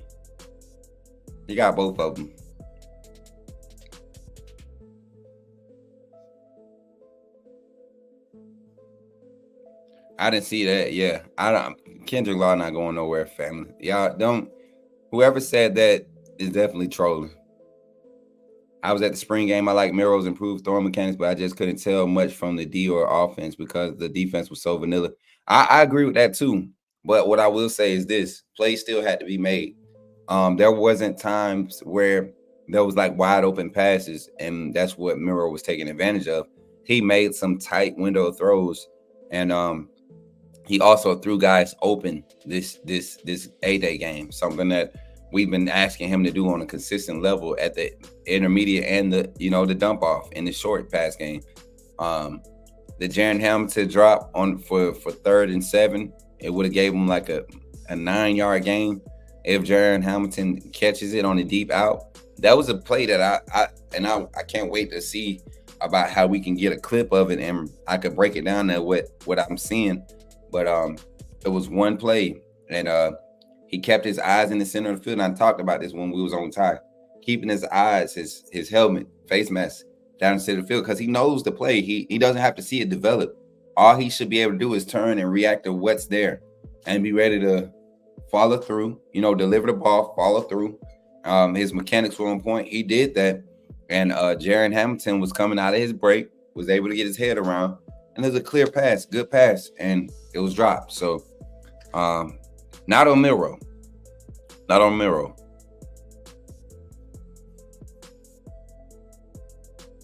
Yeah, E-Man dropped one, Hamilton dropped one, and I think the other drop was by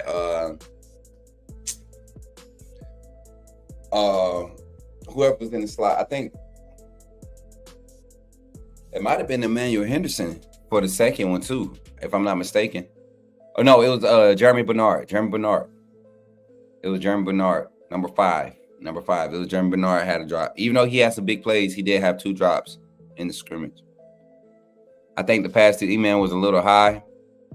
He still could have caught it. Yeah, it was high, but it was out of the way. It was one of them passes where he giving him an opportunity to be an athlete, something he didn't do last year. I'd rather it be high and catchable in stride rather than behind and uncatchable. You get what I'm saying? Yeah. 21 is Bubba Hampton and 23 is Jaden Hamilton. Double check.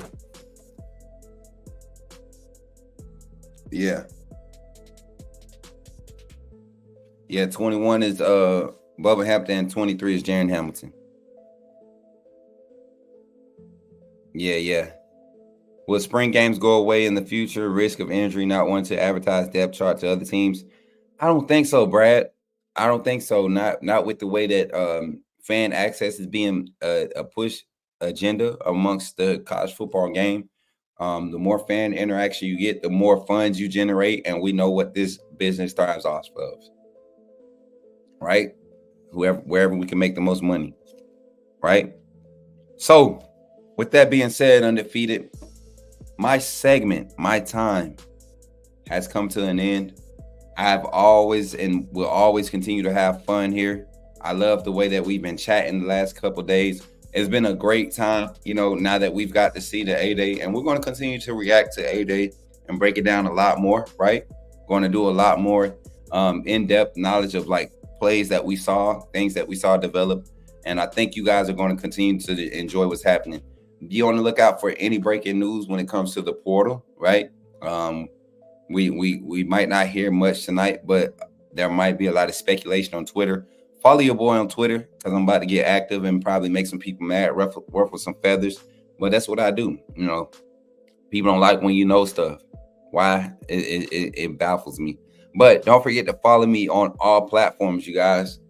Shouts out to everyone that's supported me on YouTube on my channel at Coach Smook on YouTube. Again, at Coach Smook. I appreciate you all. You all have gotten me over 1,000 followers, subscribers, whatever you want to call it. I'm at 1,130 right now, thanks to you all. I've been on content creation for 4 years now, and the growth is just now starting to happen. So I appreciate you all. Again, I appreciate you all. I appreciate Kyle and the team for the platform, right? But I really, first of all, above all that, I want to thank God. He's the only reason I'm here.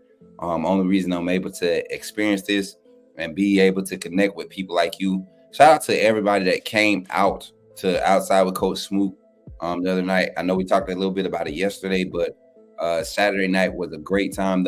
Had a ball, man. Can't wait to do Atlanta. Details will be coming out about that. But also we got merch coming. A lot of things happening for the team Bama football on YouTube. Don't forget, check out the Undefeated merch store, y'all. The merch store got Rico had on the red brim Undefeated cap, and that thing is fire. I already got mine on order, so don't be hating when I pop out with it, because it is fire. The red brim Undefeated, that mug is fire. All right, that mug is fire. I'm telling y'all, it's fire. I can't wait to get mine. So see y'all this evening. Let me see if the schedule is up for this evening. Let me see. I'll tell y'all the schedule real quick. Okay, I don't have the schedule for this evening, but y'all know as soon as we get it, y'all will get it. Check Twitter. So hopefully y'all can enjoy the rest of y'all day. If y'all haven't already, be blessed. Make sure you prayed up when you go out in these streets, when you're out here in these streets, right? Outside. Make sure you're taking care of yourself. Make sure you're covered. Words of encouragement today, man. Enjoy. And this ain't even about life. Let's enjoy as fans. Let's enjoy this time off, because it's going to be a long time before we get to talk about, what's real, what's happening with our team. So let's enjoy what we saw. And I think we saw a solid team on A-Day. I think the future looks very bright for the University of Alabama in the 2024-2025 season. I think we are set up to do some great things. So with that being said, I appreciate you all. Shouts out to the team. Shouts out to the Undefeated. Shouts out to everyone that super chatted and donated. And I'll catch y'all on the next one. And I'm going to leave y'all with a big old roll tide. Roll. Catch y'all on the next one, y'all.